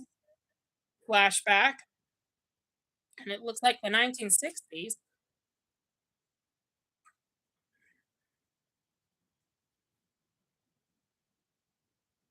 There's pianos and everything.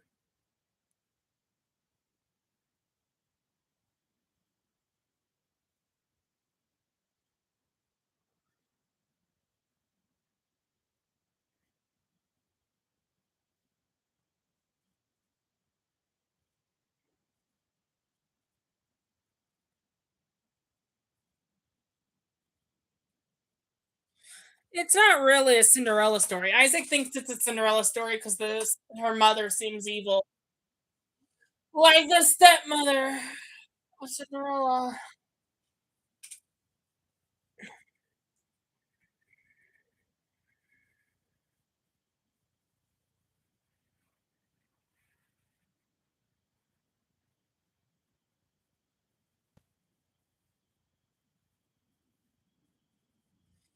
A Cinderella twirl with a black widow tip twist.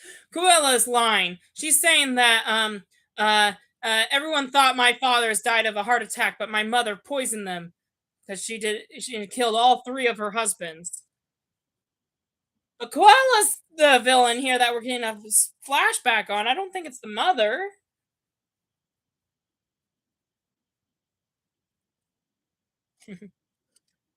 We kind of already seen this kind of story before, in other stories in Once Upon a Time. So if you're bored by this, just there's a plot twist waiting to happen. And yeah, I'm not gonna spoil, but it's not really Cruella's mother that killed all the husbands. Cruella's That's just a cover up.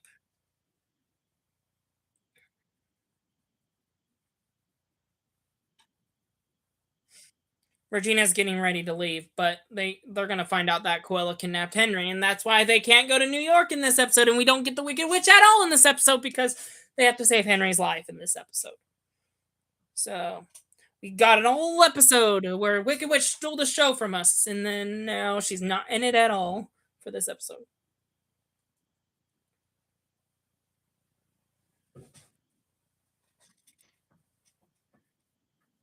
Video messages. Ooh, that is a thing.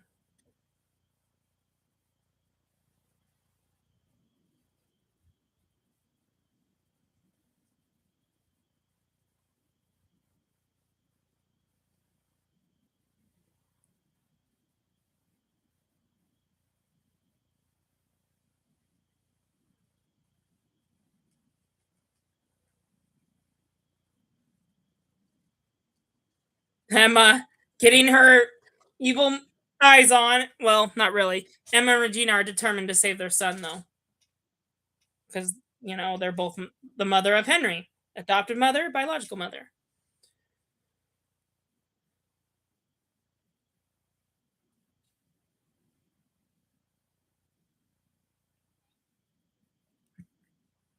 Rumpel found out. You're in trouble, Isaac.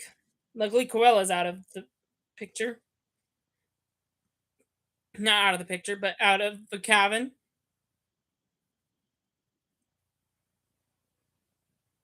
Rumpel's mad that Isaac and Cruella lied about knowing each other.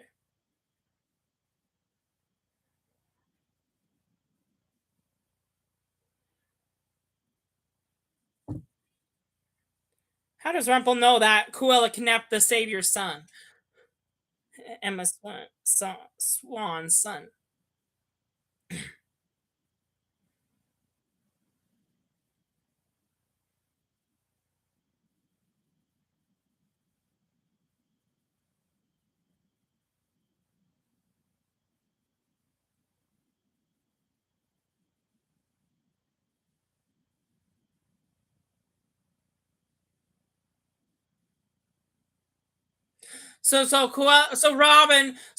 Rumpel, despite how mad he is, he doesn't want to kill the author because if he kills the author, the mantle of the author passes on to someone else, and if it passes on to a hero who doesn't want to help him, he doesn't want to risk that. He wants to keep Isaac, so he's not going to kill the author. but he also doesn't want his grandson to die. So he's trying to talk with the author on trying to figure out a plan to stop Coella from trying to kill Henry. Rubble may be evil, but he cares about Henry and Belle.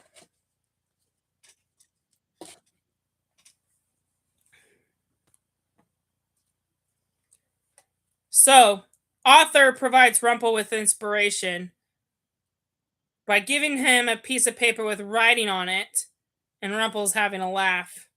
So, what does that writing say? What? There's a secret about Cruella.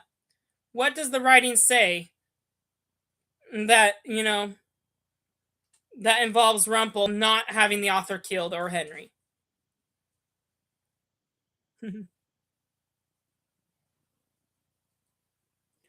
Cruella and Isaac had a great date and a great dance party, too.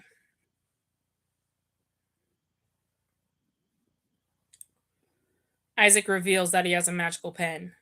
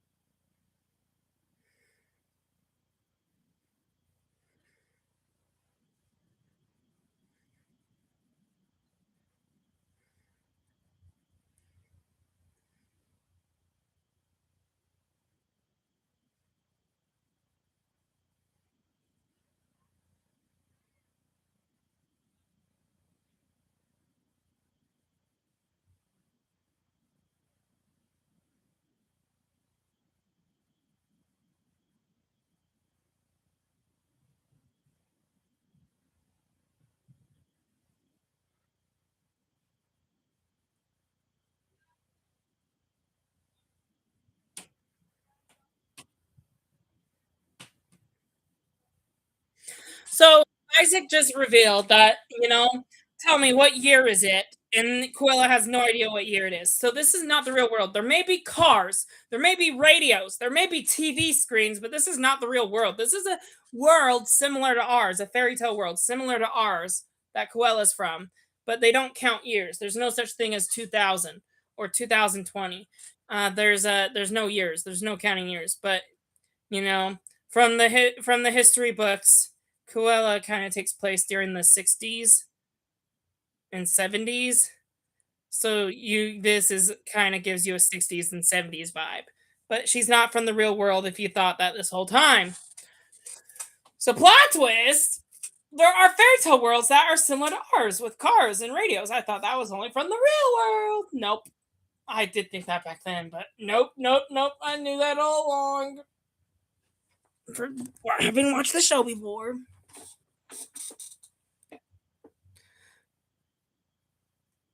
Isaac can use his magic pen to whisk us away from Coella's so-called evil mother, but she's not evil actually. I'm not gonna say any more because I don't want to spoil. They want you to think she's the evil one who killed all her husbands, but you'll see.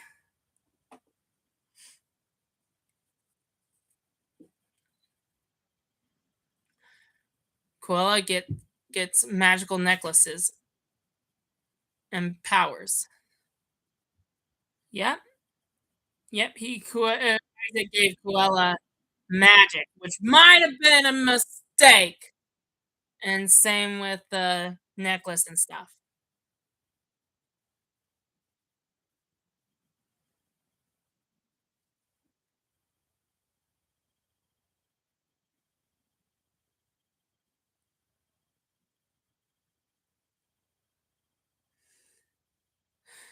Isaac is promising never to cheat on Coella. Coella and Isaac have become closer, like girlfriend boyfriend in a way. And after dating a couple times, Isaac promises not to go with another girl. I think I would, cause I knowing what I know happens. I wouldn't stick around being Coella's boyfriend any longer. I would go cheat on someone else or something. Well, actually, that might be worse. Now that she has magic, she would actually hurt me. Never mind.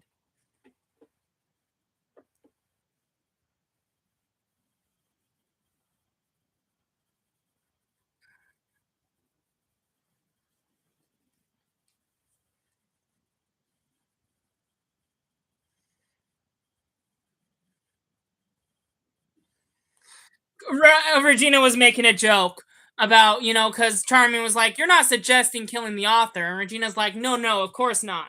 I think killing Coella would be more fun. See how she likes being made of outerwear." and Emma Snow's like, "Regina," and it's like, we're not protecting Regina's heart, we're protecting Emma's heart. So it's fine for her to. She's just joking. Regina's not going to be evil. She's not going to kill Coella. She's not going to kill the author. But she was making a joke about killing, and she's not going to do that. She's not the evil queen anymore.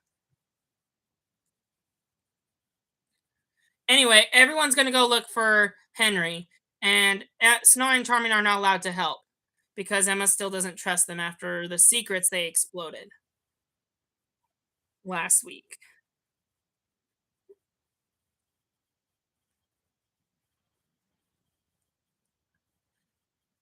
I mean, that is true. Regina Snow White did spill a secret, and Regina never forgave her for like 30 years, and she was evil for 30 years. But but they eventually forgave. Regina wouldn't be a good queen right now if she didn't forgive Snow White. And yeah, even heroes make mistakes. Emma, just forgive your parents and move on. Don't be like Regina and Hook. You don't need to become a villain. You can be good.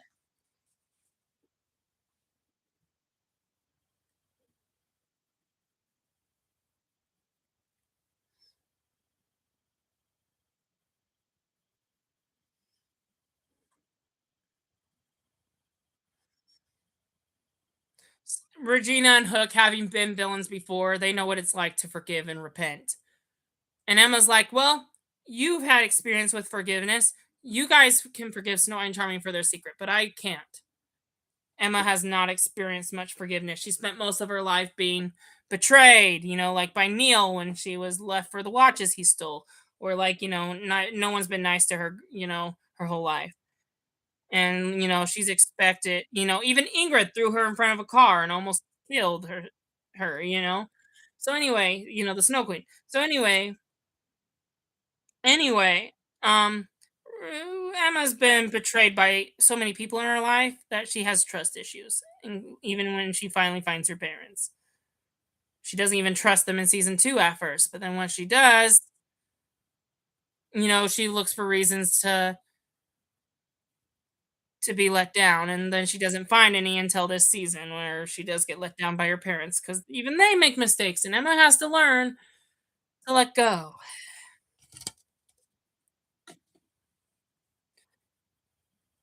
Coella's mother found Isaac and knew that they were running off together. So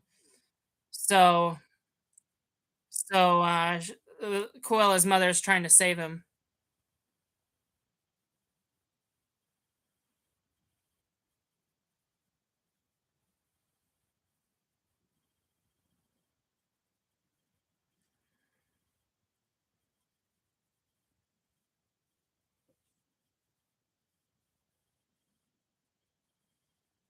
Plot twist: Coella's mother did not kill anyone. It was Coella who killed her own fathers. Isaac was lied to, and you think you would know a tale when you heard one. And why didn't Coella's mother call the police?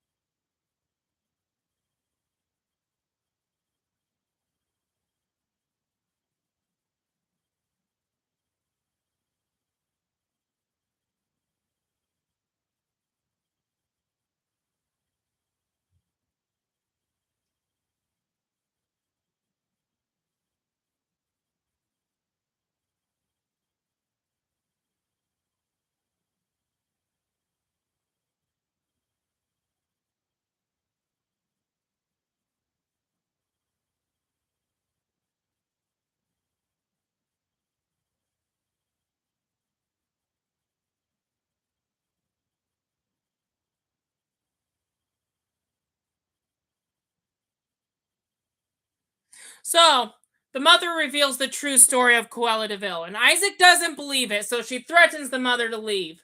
And then the mother warns her, stay away from Cruella. Because yeah. So the plot twist is um um Cruella's mother did not kill the husbands. Um, Cruella was always a naughty little girl, getting into mischief, getting into trouble, and her husband thought she would get over it. But then one day Cruella was having tea with her father, and and the mother heard a thump upstairs. She came down to find the husband lying on the floor. Cruella was in shock, and she thought she was, and the doctors came, and you know and the mother went to comfort Cruella and thought expected her to cry at the funeral, but Cruella only left a little hint of a smile, and obviously the mother thought she was imagining things. And then she found out that there was flowers next to the dead body of her husband, and the ones that Cruella said that the mother ripped out the flowers. um the mother ripped out the flowers because she hated the smell, but the plot twist was that they were poison, and Cruella used those same flowers to kill the next two husbands as well. She didn't call the authorities because it was her daughter and she was blaming herself.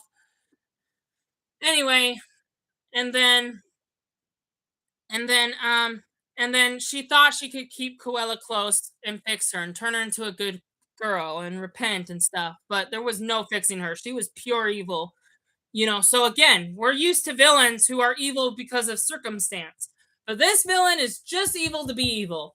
It's good to have one of those every once in a while. I know the show's not black and white. There's a gray middle of heroes and villains. But good, but in this, we're taking a break from that concept, and Cruella's just pure evil for once. Uh-huh. I bet you're happy for that because we're used to people who, like, Regina wasn't evil. We probably would have been in her shoes, we would have been the same way. Blah blah blah blah blah. But not like Cruella. Cruella's just pure evil. No good at all. And so anyway, yes, most people in the show are good and they only become evil because of trials. But Cruella doesn't have trials. She's just pure evil. She's just a pure psychopath who kills puppies and humans. Just like 101 Dalmatians villain. She's probably the most evilest on the show by far. So far, there's someone more evil later on, but as far as she's the most evil on the show as of this point. Come any closer, and Henry dies. Anyway, um, so Cruella's mother is giving him. Cruella's mother is telling Isaac. Cruella's mother is telling Isaac, um, I don't care if you believe my story or not. Because Isaac says, get out of here before I call the police, because he doesn't believe her. But she's like, I warn you, stay away from Coella. She takes the things you love and destroys them. Never be girlfriends with her. She takes the things you love, child, mother, sibling, and destroys them. So you don't want to be with this psychopath. She is not a person you want to be with. Isaac didn't heed her warning, and now he's going to go visit her to see what's going on. This is not good. Anyway, and then oh yeah, so sorry we missed a bunch. Let me catch you up. What's going on? So Cruella used her new powers to on the dogs. She has the power to control animals. Cruella used her new power that Isaac gave her, which was a mistake. Obviously, Isaac didn't know how evil she was. Anyway, Cruella used her power. Cruella used her powers to use her mother's dogs because her mother has Dalmatian dogs to control Cruella and keep her grounded. But anyway, Cruella's mother, um, right before she uses the dogs on Cruella uses her magic to turn her dogs on her and kill her. And then in the present storyline, Cruella takes Henry to a cliff and points a gun at him, and Emma comes and says, "Come any closer," and he dies. And then we jump back to the flashback where Isaac tries to get an explanation about Cruella, what's going on? Your mother says you were the one who killed your fathers. Blah blah blah blah blah. And she said, and Quella unsmartingly reveals herself, saying, "Yes, I did. My mother's right. You were just a means to an end, darling. I was just playing you." And Isaac says, "So you weren't in love with me at all. It was all a trick." Isaac was heartbroken, and he decides to use his author pens to get rid of her powers. However, Coella stops him, and the ink spills. And there's no telling what will happen if the ink spills. It turns out her hair turned half black and white. That's what happened. And that's how Cruella de Vil was born, guys. She was a blonde girl who was just evil and became even more psychopath because we just saw her kill dogs and create a Dalmatian puppy coat. And and you know and now fighting over the author pen, she fully formed into white and she fully formed into black and white Cruella de Vil.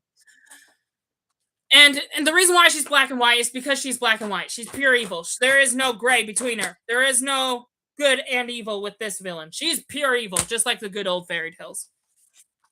No backstory on why she actually is evil. She's just pure evil from birth. Anyway, that will not usually happen on the show. Usually there's a story, but this is an exception.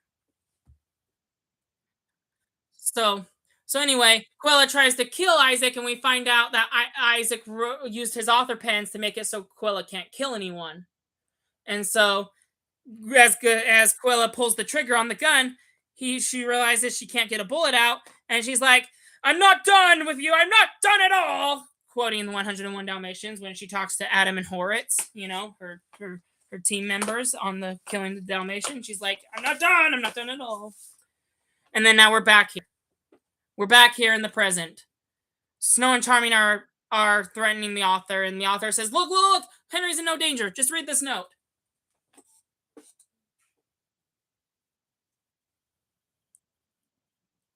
The note says, the note that Rumple read, Cruella de Vil can no Cruella de Vil Cruella de Vil can no longer take the life of another. That's the truth. Cruella can't kill anyone. Uh-oh. Uh-oh. End of the episode is coming up. Snoring Charming just found out Cruella can't kill anyone. And Emma doesn't know this. So Emma's about to make the worst decision of her life. She's going to save her son. And yes, nothing's worth the loss of a child, but Cruella can't kill anyone. So Henry's not going to die, even if she pulls the trigger. Because Cruella is cursed. She can't kill anyone because of the author note. I know that's a little confusing, but anyway, Emma's about to use her magic. She's about to kill an innocent villain here. She's innocent because she can't kill anyone. Heroes don't kill. They don't kill innocents. Oh, Emma just pushed Cruella off the cliff, committed her biggest first. Well, she's made sins before, but Emma, because she stole as a kid, but Emma just made her very first criminal sin by killing. And Snoring Charming just arrived right when it was too late.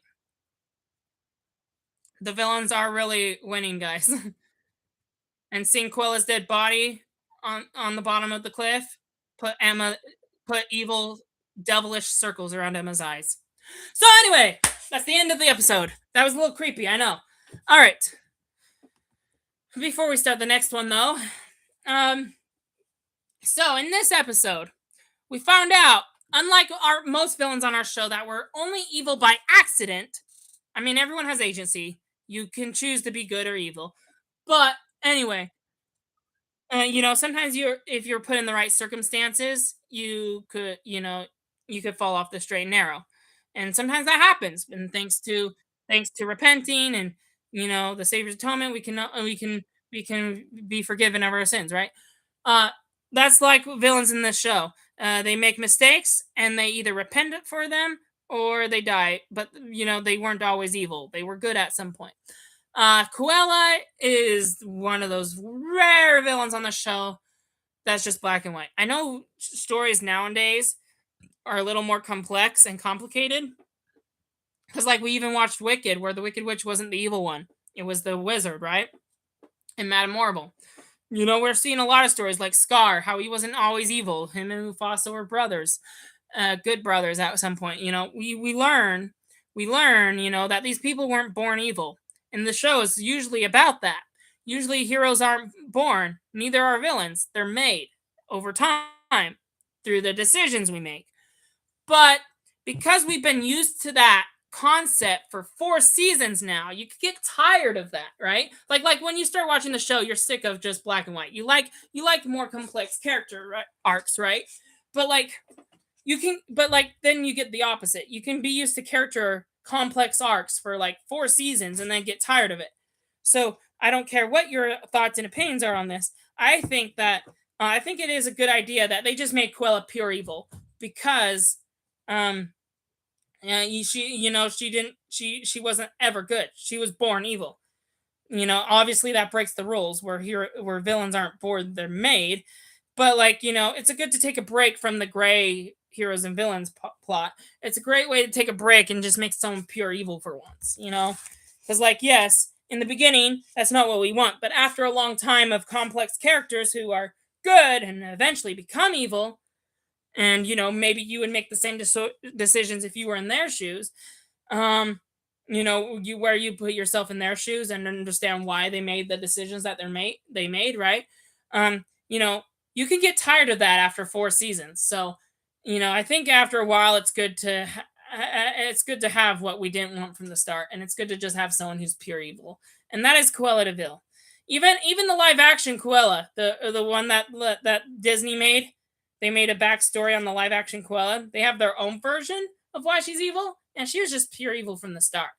She didn't really have a backstory, and I mean, I guess she did lose her mother, but anyway, anyway, I don't know. But that's not why she really turned evil. Anyway, um, in the Disney version. So anyway, even Disney is like saying no, Quella's just pure evil. She wasn't just a hero who accidentally became evil.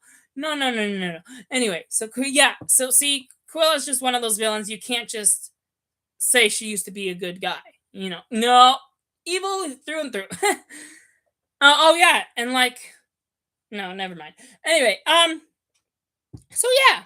So we found out in flashback that Cruella is just pure evil. She's the one who killed her husbands. She falls in love with the author Isaac, and Isaac, who wasn't he's kind of a villain too. He loves working with Rumple, but Isaac, before he became evil, he fell in love with Cruella, and he got his heart broken by her, and when he found out that she was the one who killed the husbands, you know, um, she decided he decided to face Quella on his own, which was a mistake.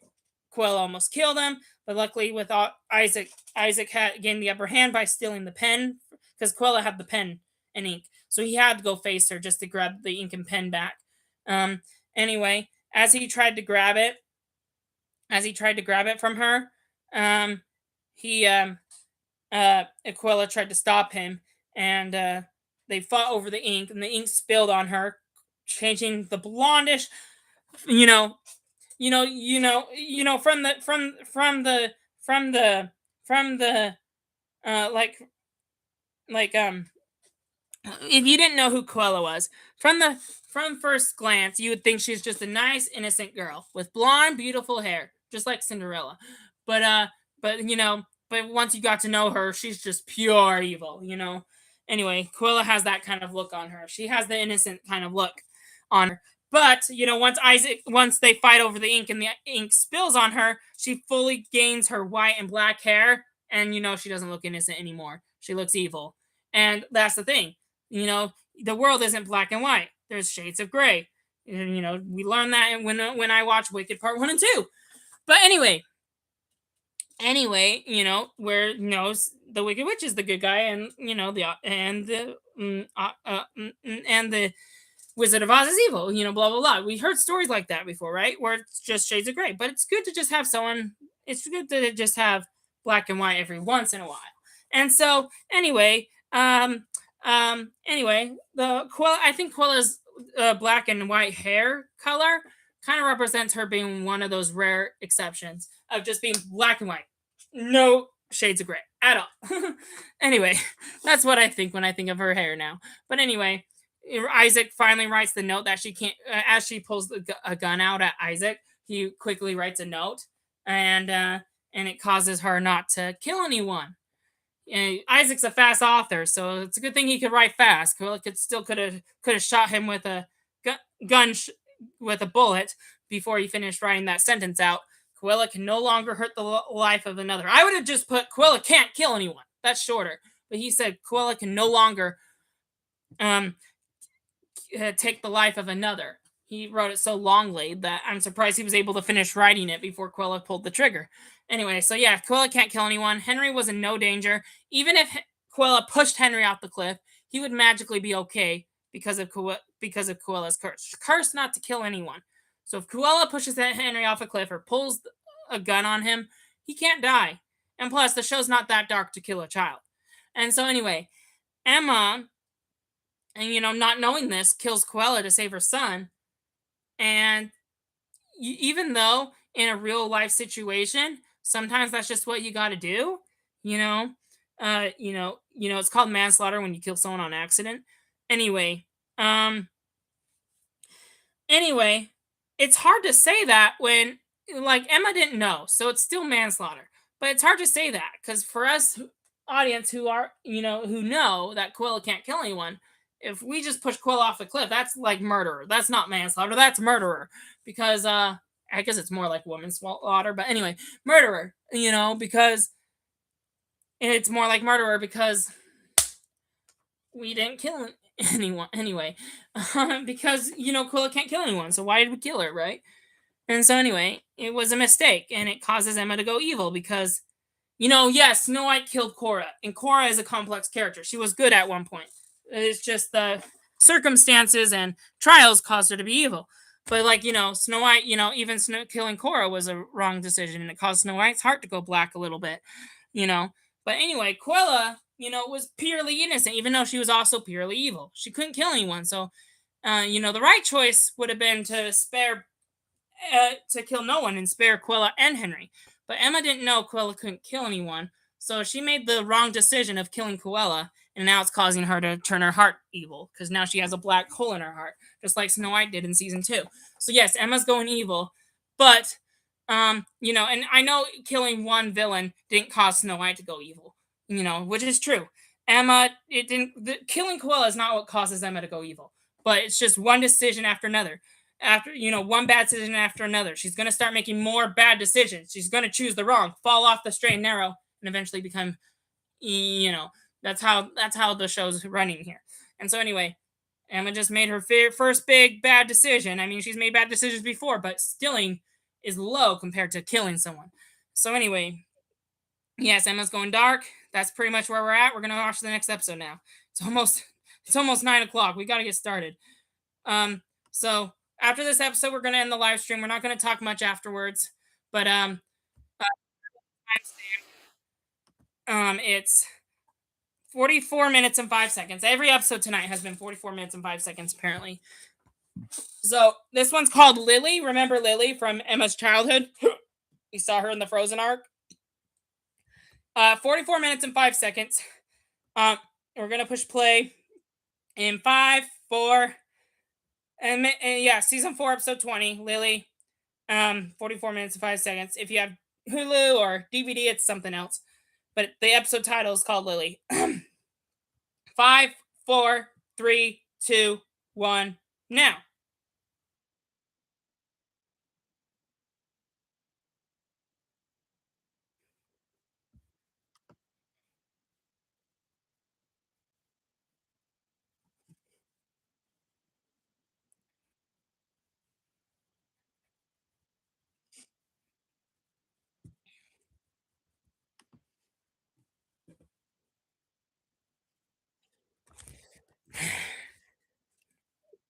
So yes. So Regina pulled Belle's heart out just to get back at Rumple so that she could go to New York without Zelena killing Robin Hood. And then, Emma killed Coella. So that's just what the recap's about. We're finally going to leave for New York now that Henry's not in danger.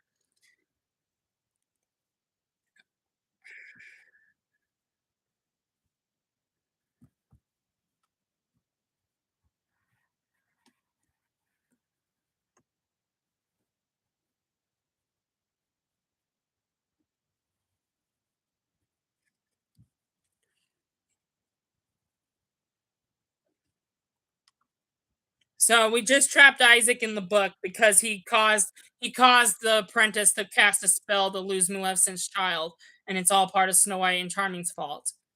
And so for doing this manipulation, the sorcerer trapped the author in the book, and he's talking to the sorcerer about what to do with Maleficent's baby.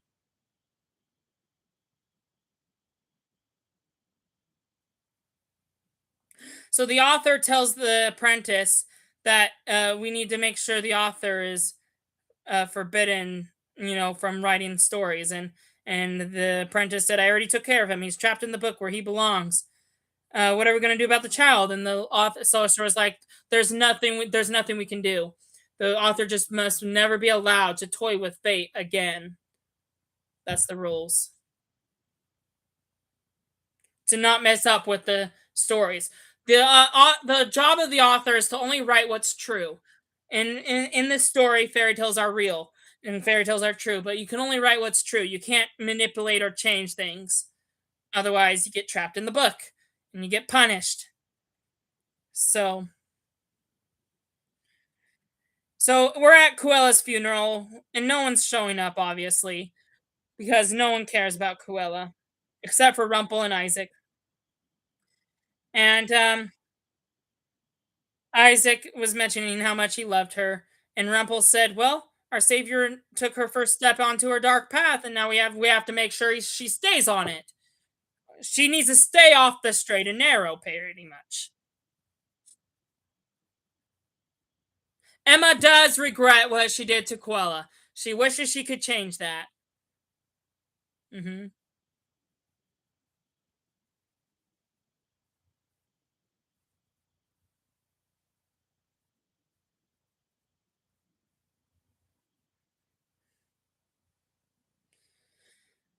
Maleficent smile. I mean, Regina smiles.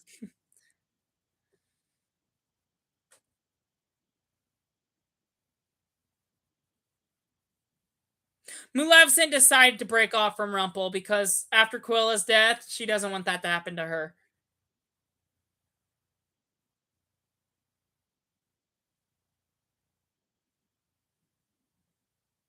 Queens of Darkness are gone now, guys. Ursula's off with her happy ending. Coella died. So we know, I told you earlier, now we know she doesn't get her happy ending. Will Maleficent get hers now? We're down to just that one villain left. And we're on episode 20. We're almost to the end of the season, which we'll finish next week.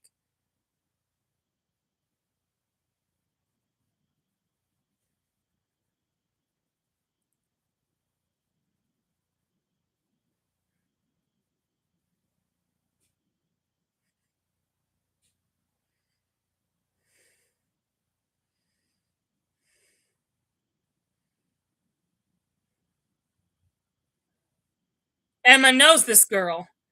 So Maleficent, who after seeing Quilla dies, doesn't want to she doesn't want to be one of Rumpel's means to an end, right? She goes off to team up with the heroes and fight against Rumpel before Rumpel kills her. So anyway, Rumpel's not going to kill Maleficent, but after seeing what happened to Quilla, the Dark One can't keep the dragon under leash for long, is what Regina said. You can't keep an ally like Maleficent for long. Maleficent's gonna get a redemption arc and try to be good now. And so with that apology and forgiveness, the heroes are gonna help her find her daughter for choosing the right and backing off from Rumpel's plan. So now Rumpel's all on his own. He had a team of villains and they all dispersed. Maleficent, though, is still in Storybrooke and she's still significant to the plot. So she's gonna stick around. But Cruella and Ursula are gone, and yeah, now it's no longer like a Queens of Darkness arc anymore. But it's still, the writers still call it the Queens of Darkness. I guess you could say the Wicked Witch is here now. So I guess there's still her, but she wasn't part of the Queens of Darkness. So we're getting a flashback where Emma almost got adopted as a teenager until Lily intervened. Now, this happened before. where where Emma was on the run from the orphanage and Lily intervened and things didn't go well. But now, of course, Emma doesn't want to tell her father, her adopted father, about this, so he acts like Lily's her friend.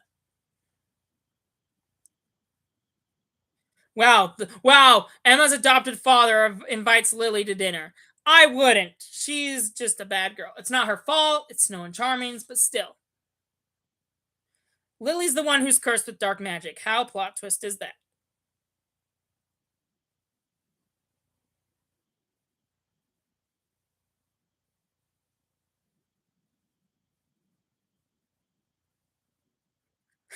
So out of Emma's not good with making friends, and besides Neil and Lily. But out of all the friends she's made, the two people she ends up being with are fairy tale characters.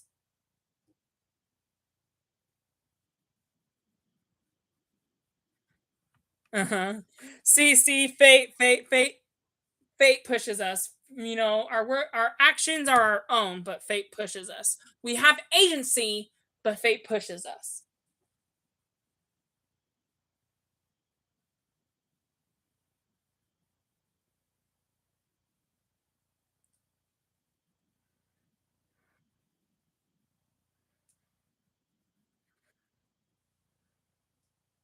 They're in the clock tower library. That's kind of cool. Archives. You can find them in the library.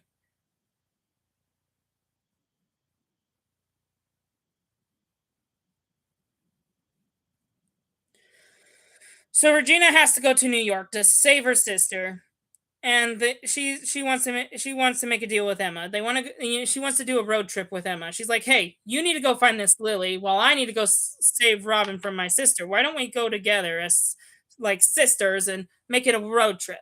And that's what they're gonna do. Unfortunately, we're gonna find Lily first. So again, no Wicked Witch in this episode. We're finding Lily first, but so yeah, pretty much we spent most of this night not focused on the Wicked Witch after her big reveal. But anyway, don't worry, we'll get her on almost every episode next week.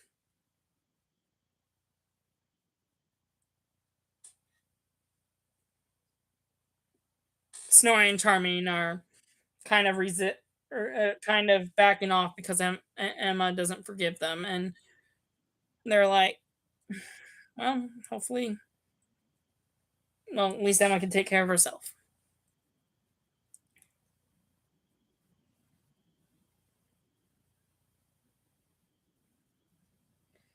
Emma and Hook have a relationship bond.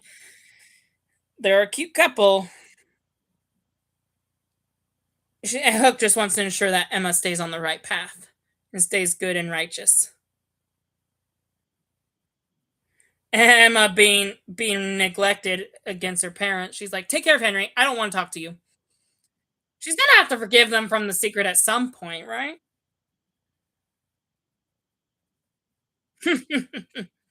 So remember the Snow Queen scroll? That's how the Queens of Darkness got in. That's the only way they're gonna leave town. Because if they don't have the scroll, then they can't come back.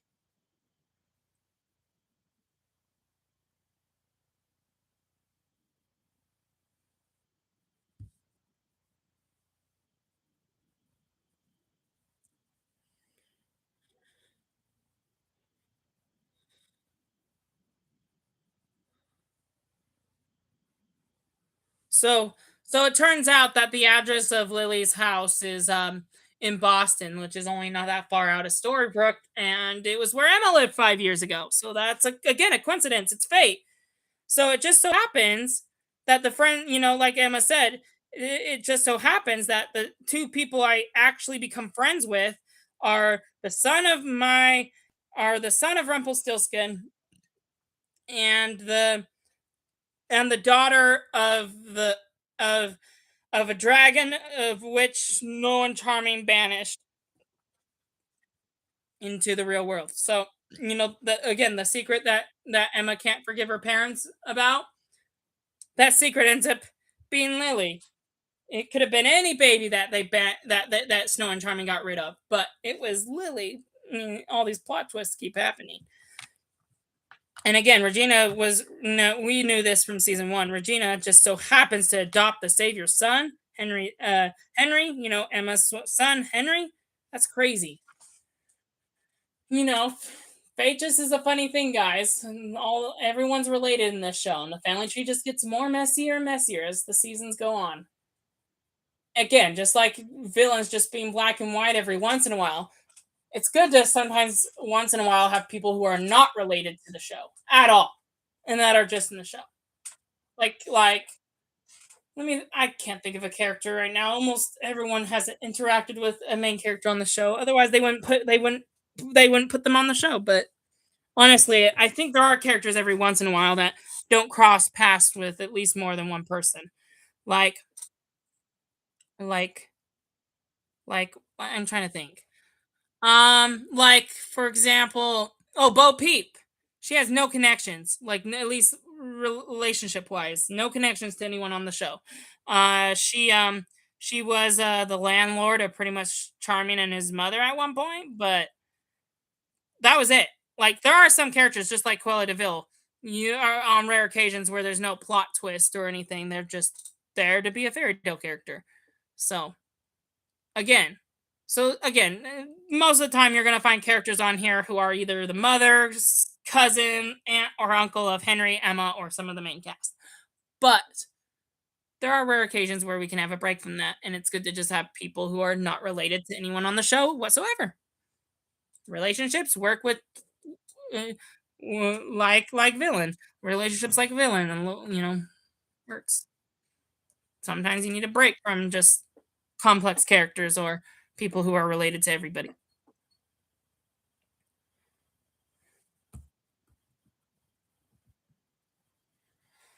Flashback wise, Emma and Lily had dinner together with Emma's adopted family. Lily says things that Emma's not pleased with. Emma and Lily go to go to a private room and mention that Emma's in a good place and it doesn't want Lily to mess it up.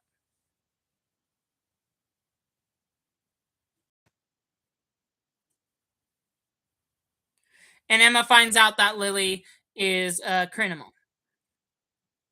And then they go to Lily's apartment complex where you see Lily moved out and doesn't live there anymore. Emma gets mad at a drunk guy for lying about her death in a car accident.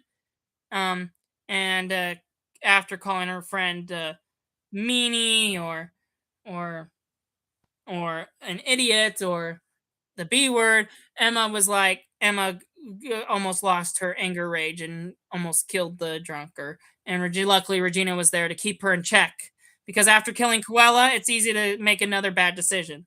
And we don't want to see Emma fall off the straight and narrow. So Regina's there to keep Emma in check and make sure she stays good.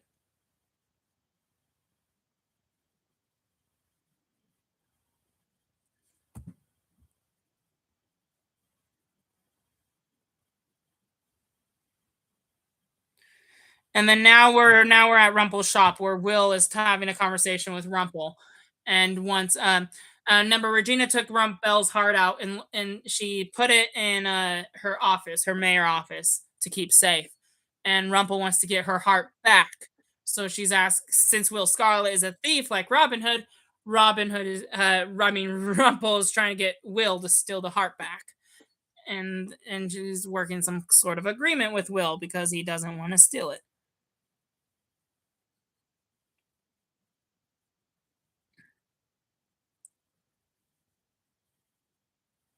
Rumple's not asking. He's forcing Will to get Belle's heart back. So Will agrees.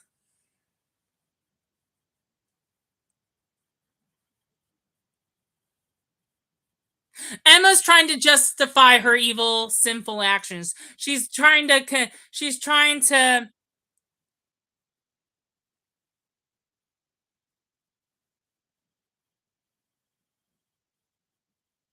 there's a wolf in the road. That's not the first time that happened. Remember when Emma first saw a wolf in the road? She crashed into the Storybrooke sign. That's usually fate. It means she should stop here.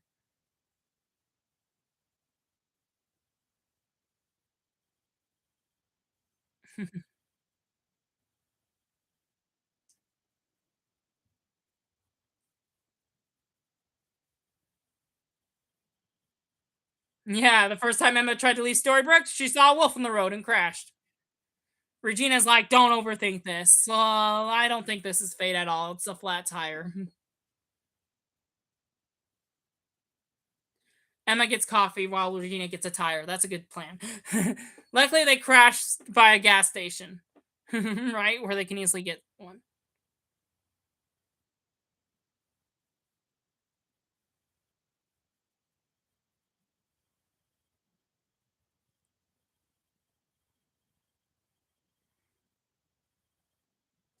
Tough break, yes. Tough break. Yeah. Oh, look! The lady who's offering Emma coffee has a star on her wrist. That's what Lily had. Plot twist: we just found Lily. That was fast. It didn't take a whole episode. Almost barely a half. That was fast. You found Lily pretty quick.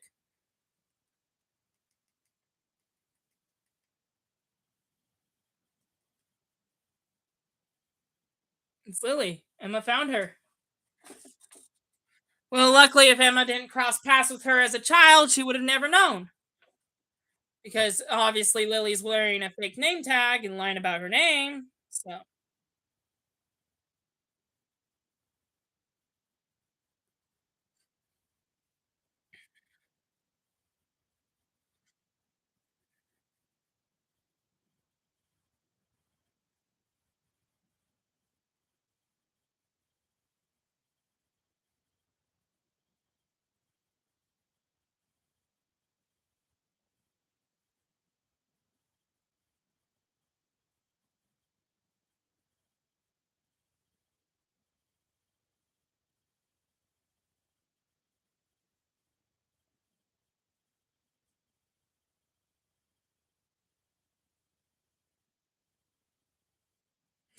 and teenage Emma and Lily are having a fight because Emma knows Lily screwed her life before and doesn't want her to screw it again. So they make a deal. Fine.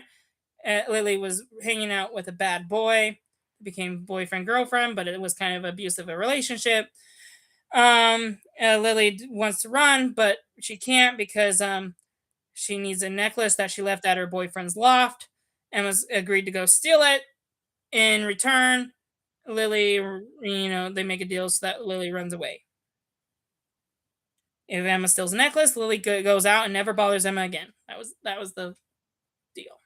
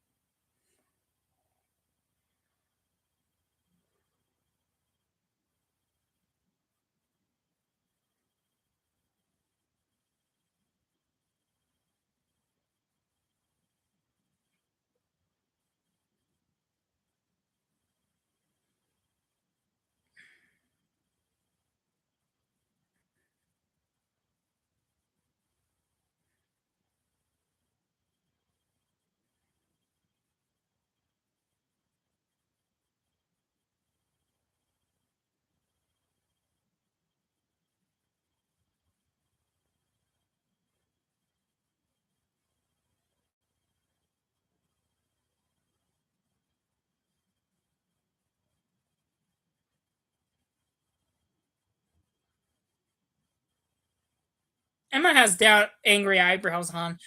She's kind of turning evil. Emma's trying to be nice about it. She's talking to Lily. She found a Lily, right? She saw the stars. She's trying to confess, saying, "Hey, you're Lily. You remember me from a teenager?" Lily does remember her, and Lily's like, I don't know what Lily. She's from the real world. Remember, she can't believe in fairy tales, so thinking Emma's crazy. She's like, look. I'm over it. We were just kids. I don't. The last thing I need you is to come back into my life and screw it up." And Emma's like, "Okay." And Lily lies about having a husband and kid.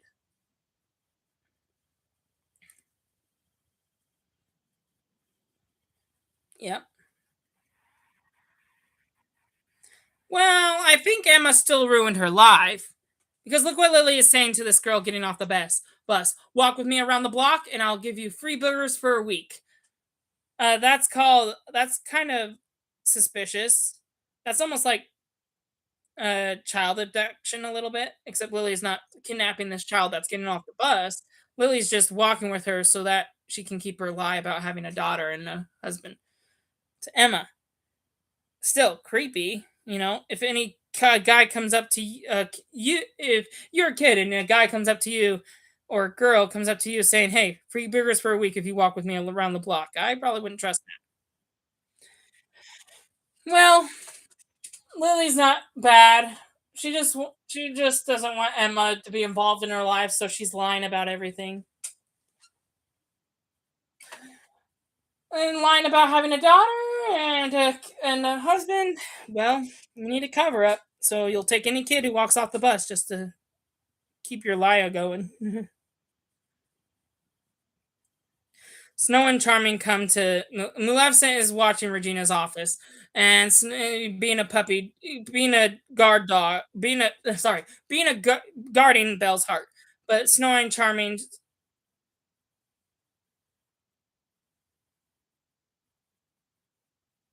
Snow and Charming came to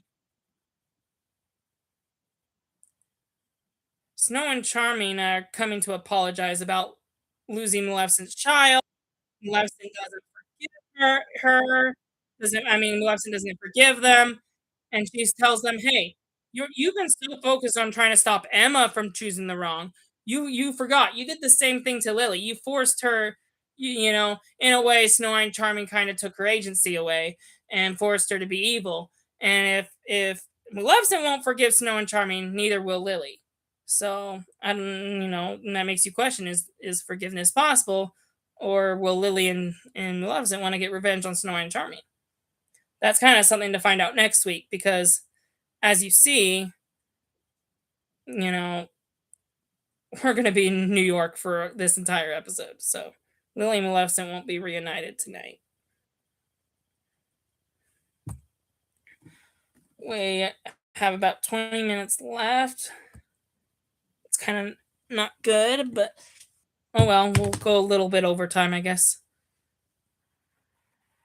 I'm going to reveal the new name of the show for next week. And this episode's over.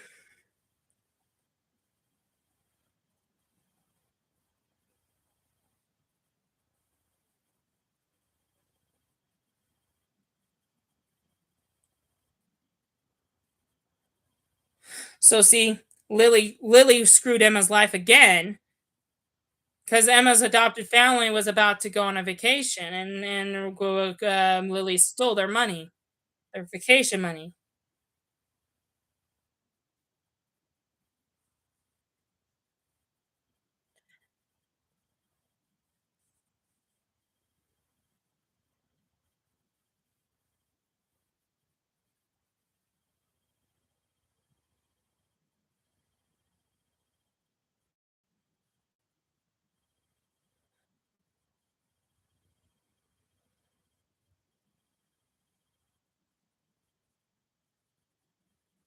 Yeah, so her adopted parents found out. Emma found Emma Emma's adopted parents found out about Lily when their vacation money got stolen, and the cops said that Lily was a suspect and a murderer. Anyway, Lily lied to Emma, and not only while Emma stole the necklace back, you know, for Lily, Lily went into Emma's house and stole their vacation money, and is probably using it to I don't know do whatever, but you know whatever criminals do with stolen money. But anyway, um, the Emma's parents find out, and Emma gets caught as she tries to sneak out of the house to find Lily. Her parents catch her red-handed, and her father accidentally says, "You endangered our children," in a mad, angry voice. And Emma says, "Our children?" Accepting Emma is not their child, and Emma runs away again. So as you see, even if Emma was ever adopted as an orphan, it was only for a short time. She was only with Ingrid for 6 months. She was only with this family for a few weeks.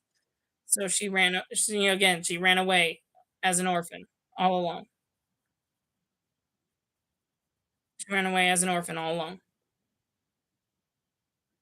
Anyway, Emma breaks into Lily's house and finds out that she's been she knew about fairy tales all along. So plot twist: Lily lied not only about her daughter and husband, but she uh, lied about not knowing fairy tales. She knew all along. She figured it out. She has a whole map of strings attached and lines and stuff, and even wrote the word Storybrooke on it. And so she even knows how to get there. You're probably wondering how she found this all out, but don't worry, it will tell you. Anyway, they just didn't want to go through the whole plot of getting her to believe in fairy tales again. They just want to cut to the chase, especially since we're at the end of the season almost. So anyway, so now Lily, having already known all this, steals Emma. Wanted Emma to find out, and steals Emma's car as Emma and Regina go into her house to find out she already knows about fairy tales and stuff. So now they have to still now they have to break now again, this is against the law, don't do this at home. But Emma and Regina, because their car got stolen, they break into another person's car to chase after them. And yes, they don't have the keys to it, but Emma's a criminal. She's learned how to remember when she dated Neil, she didn't use keys on the car. She used like a needle and a thread. Anyway, Emma is getting into break Emma is chasing after Lily, who stole their car.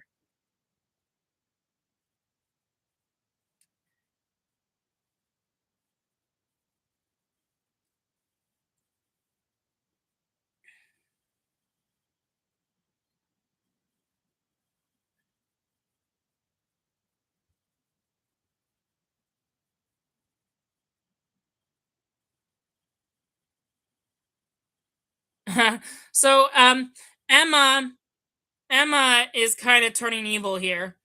Emma and Regina have a fight, and she's like, "Well, when you get to Robin Hood, if Zelina lays one finger on her, you're gonna destroy her, right? I'll do the same thing to Lily. If Lily puts one finger on my parents, I'm gonna destroy her. But that's evil. It's like an eye for an eye, the tooth for a tooth. It's like you're not turning the other cheek. You're starting to sound like a villain, Emma." And Regina's starting to realize it. And Emma even threatened, "Hey, if you're going to try to stop me, then you can find your own New York." Right? And that's why Regina backs off and says, "Okay, okay, chill, chill. I'm not going to stop you." But Emma, yeah, she's about to turn evil. And as much as Regina tries to keep her in check, you can't control her decisions. And when it all comes down to it, you just can't control someone's decisions. If they want to be evil, they can be evil.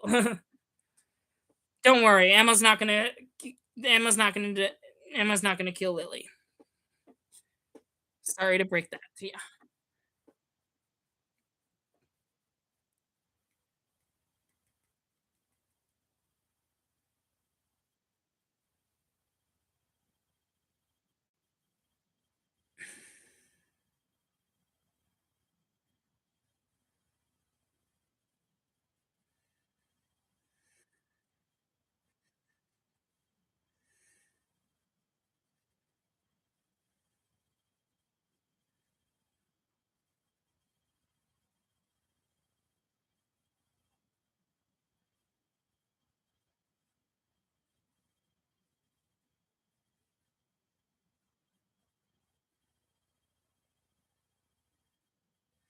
So because this is so in the flashback, this is before Emma believed in fairy tales. So she doesn't know that it's her fault that Lily's evil this way. But she talks about every decision she makes is wrong, and no matter how much she tries to make the right choice, it keeps backfiring on her. And Emma's like, "Well, why don't you just start making better choices?" Well, she tries, it just backfires. And so she's like, "My life is full of darkness, and when you're around, things are brighter." And honestly, I wouldn't try to be friends with a criminal either. I understand where Emma's coming from, but having known about the show later on, and if I would have believed in fairy tales back then, I probably would have been her friend, probably, knowing that her life's just gonna go downhill from there.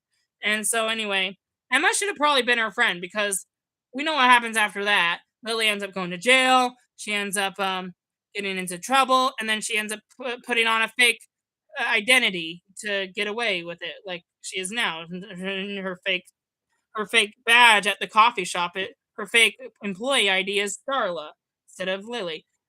And Anyway, anyway, now she wants to get revenge on Emma's parents, and if Emma would have been her friend as kids, and helped her make right choices, then if Emma would have stuck around to kind of be like the Holy Ghost guide to her, Lily would have probably not been this trying to kill Emma's parents. So anyway, it's kind of Emma's fault for backing out on being her friend. But if someone came up to you, if a criminal came up to you and wanted to be your friend and wanted to try making better decisions, it would be hard to trust them because you never know if they're going to turn on you or you end up in the crossfire. Anyway, it's complicated, but you know how fairy tales are. Now Emma was able to speed up, breaking the law, of course, speeding up to Lily and preventing her from going to Storybrooke. So now that she's blocked the road, Emma and Henry and Lily are now fine. They're fighting about Emma's parents, how it's their fault that Lily's cursed with darkness, and Emma is Emma, who's also almost turning dark, is mad, and they're saying hurtful things to each other, and they're having a physical fight. They're punching each other. Two girls punching, physical violence, and now to stop it all, Emma pulls out the gun, and Lily is left on her knees in the middle of the road. Yes, Lily is a hot wire of bad decisions, but that doesn't mean we should kill her out of her misery.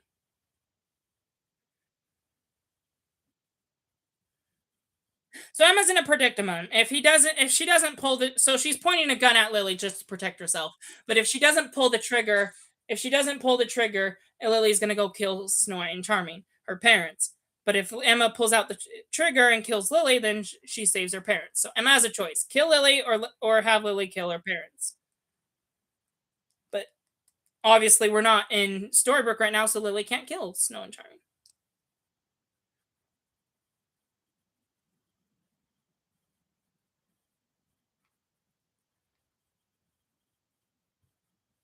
So Emma thinks that she's protecting her parents by possibly killing Lily.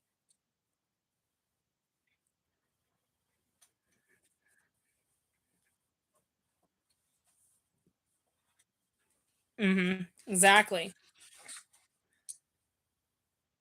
So Regina's trying to talk sense into Emma. Emma has the gun and is threatening to kill Lily. And Regina, while we're tagging along, says, "Put the gun down.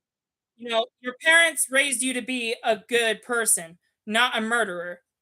And if you cross this line and you kill Lily, it's not going to be easy. It's not an easy sin to come back from." And yes, Lily is threatening to kill Snow White and Charming's parents, but that's no excuse to kill someone just to protect your parents.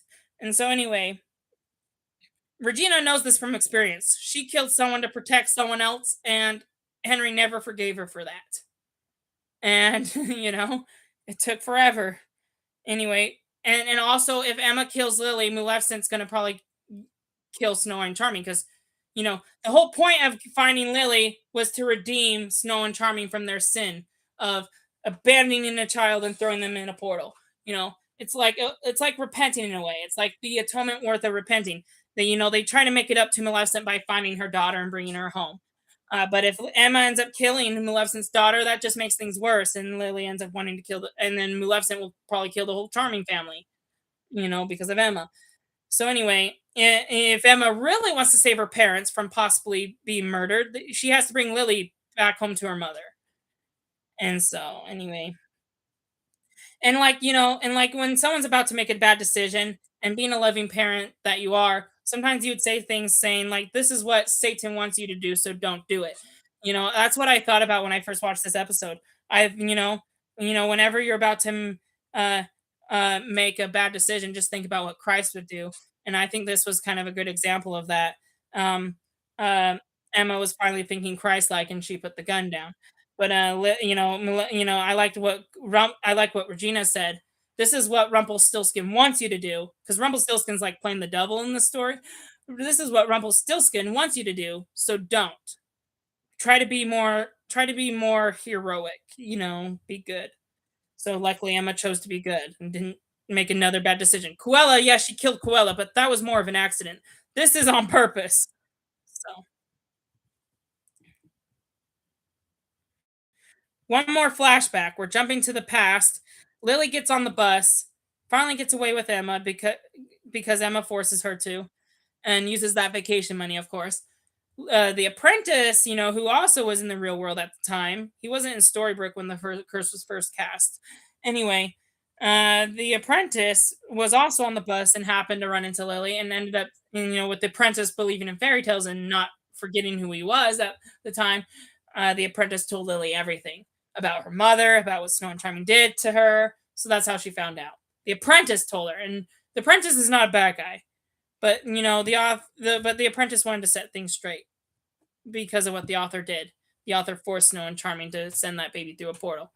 And so, because he manipulated the rules of the author and decided to create instead of record the stories of fairy tales, the apprentice dropped the author in the book, and the author now is telling Lily about her fairy tale past. So that's how she found out. Now we passed that scene. So just to kind of catch up, Lily and Emma have an apology. They make up for all the wrong decisions they did to each other in the past, ruin each other's lives. And then Will Scarlet is now giving Belle's heart back and Rumple's interfering. Belle was kind of shocked that Will and Rumple were working together.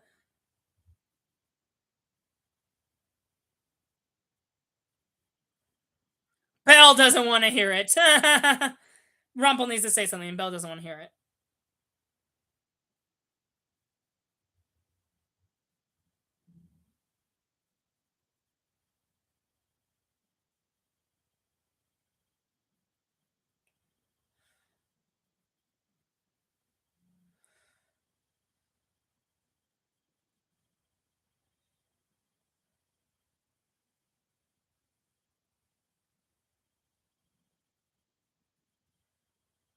Belle can't love without her heart. So so yeah, Belle doesn't care anything he says. It doesn't accept any of his apologies, and Rumple's not here to apologize. He's here to just return his heart, to return Belle's heart. Now Will Scarlet was gonna do it, but then Rumple wanted to do it, and Will was like, "What are you doing? I'm gonna do it. I'm gonna return her heart." Unfortunately, one redemption act is not gonna make up for all the sins you made. You're gonna have to stay. You're gonna have to do more than that, Rumple. And you're still kind of evil because you want to use the author to rewrite happy endings. So if you want to show that you can change and be good, stay good. Don't go back to your evil ways like you have been recently. Of course, Belle is kind of heart warmed by the whole situation. That Rumpel still cares about her enough to return her heart, but that doesn't mean she's going to crawl back to his arms and be husband and wife again. But you know, what a sweet tender moment. I don't think I would forgive the man, knowing that he also slips again later on in the series. Rumples just has the problem of saying good.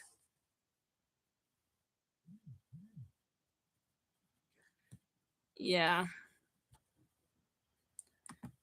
All right. So we're finally at the cliffhanger of this episode, and we're 7 minutes over time. We gotta, we got to wrap up soon. Luckily, this is about to end, and I'll tell you the name of the show when this is over. So Regina just showed up at Robin's apartment and trying to tell Robin Hood that his wife is actually the Wicked Witch. And Robin doesn't believe her. She thinks it's madness. Marion walks in, interfering, and Robin doesn't believe Regina. So this is kind of sad. And Marion doesn't even know who the Wicked Witch is. She does because she is her.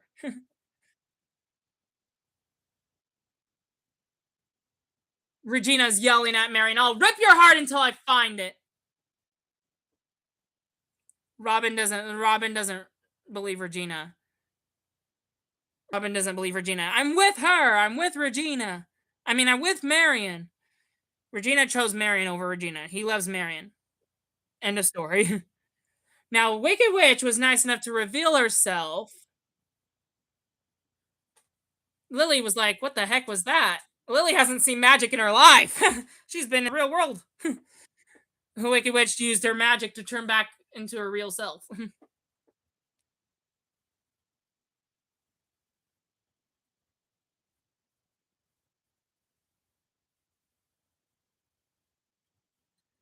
Robin, now that Robin Hood knows the truth, he can easily go with Regina, right?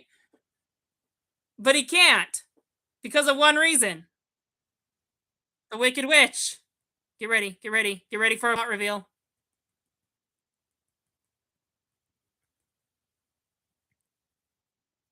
Wicked Witch is pregnant, so Robin can't leave can't leave a pregnant woman on her own. And the child is technically his because he's involved in that pregnancy. Plot twist. So now that's kind of dark for this show, but um imagine the maybe your spouse died, and someone and she suddenly comes back from the dead. Someone disguises as her. You think it's her, so you're with them, and and then you end up having a child together. And when you find out that it wasn't your spouse all along, and you found out it wasn't your wife all along, and she's pregnant, that kind of makes things complicated. You know, like normally it would be appropriate just to have babies with your spouse, but anyway, it's not Robin Hood's fault. That was his he is true. Even I would have fell for it. I would have thought that was my wife. Anyway, luckily magic's not real. No one can disguise as anyone. I can't pretend to be someone I'm not. Thank goodness. Anyway, so yes, after a whole episode of finding Lily and trying to make up for the past and stopping Emma from killing her, we finally get to Robin's apartment. Now Wicked Witch Zelina could have disguised herself as Marion and could not reveal herself just to have Robin and Regina I could have saw this going a whole different direction where Robin doesn't believe Regina. She thinks she's crazy and mad. You know, I mean, Robin Hood, you should know, you use that same Clover of Oz to disguise yourself as the Lucifer character. And so, anyway, Robin knows about this. I'm surprised he wouldn't believe Regina. But anyway, he doesn't. And if it weren't for the Wicked Witch revealing herself to him, Robin would have probably kicked Regina out and called her crazy and probably mad and maybe not evil, but kind of not leaving Robin and Regina. Remember how they were supposed to be a couple and you were supposed to root for them? Robin probably would have not forgiven Regina for the intrusion and probably would have talked down on her, kicked her out, and probably, you know, it would have not gone well. Honestly, I'm surprised the Wicked Witch didn't want to keep her cover just a little bit longer. I'm like literally surprised. She didn't even have to reveal Regina who she was. She could have stayed as Marion for as long as possible. It's not like she got discovered by accident. She just purposely gave herself up. So I mean, anyway, and then yeah, we just found out she's pregnant. So in the flashback, Lily again interfered with Emma's life, destroyed her family, destroyed her relationship with her family. Emma ran away, lost her adopted family. This proves that she never got adopted permanently, right? Anyway, because people keep interfering with her life or being crazy. Anyway, so poor Lily and poor Emma. Luckily, their childhoods are over, and they're in a better, more circumstance, and they're in a better circumstance, situation than they were as kids. Anyway, their adult lives are a lot better. They weren't for a second, but now Lily's done trying to kill Emma's parents, and so anyway, kind of happiness and happy endings going around.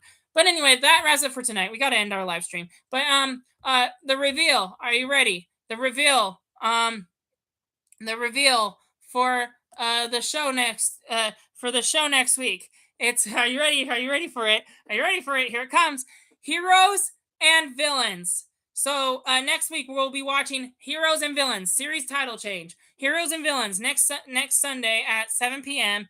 Hopefully we don't go overtime and hopefully we don't start late like we did tonight. Luckily for tonight we only started like 10 minutes late, so that's not bad. But I'll try to start better on time next week.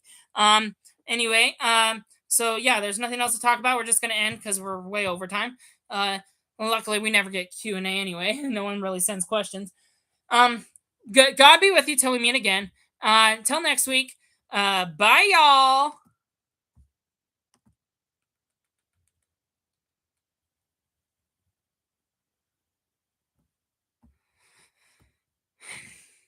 And now let me end YouTube.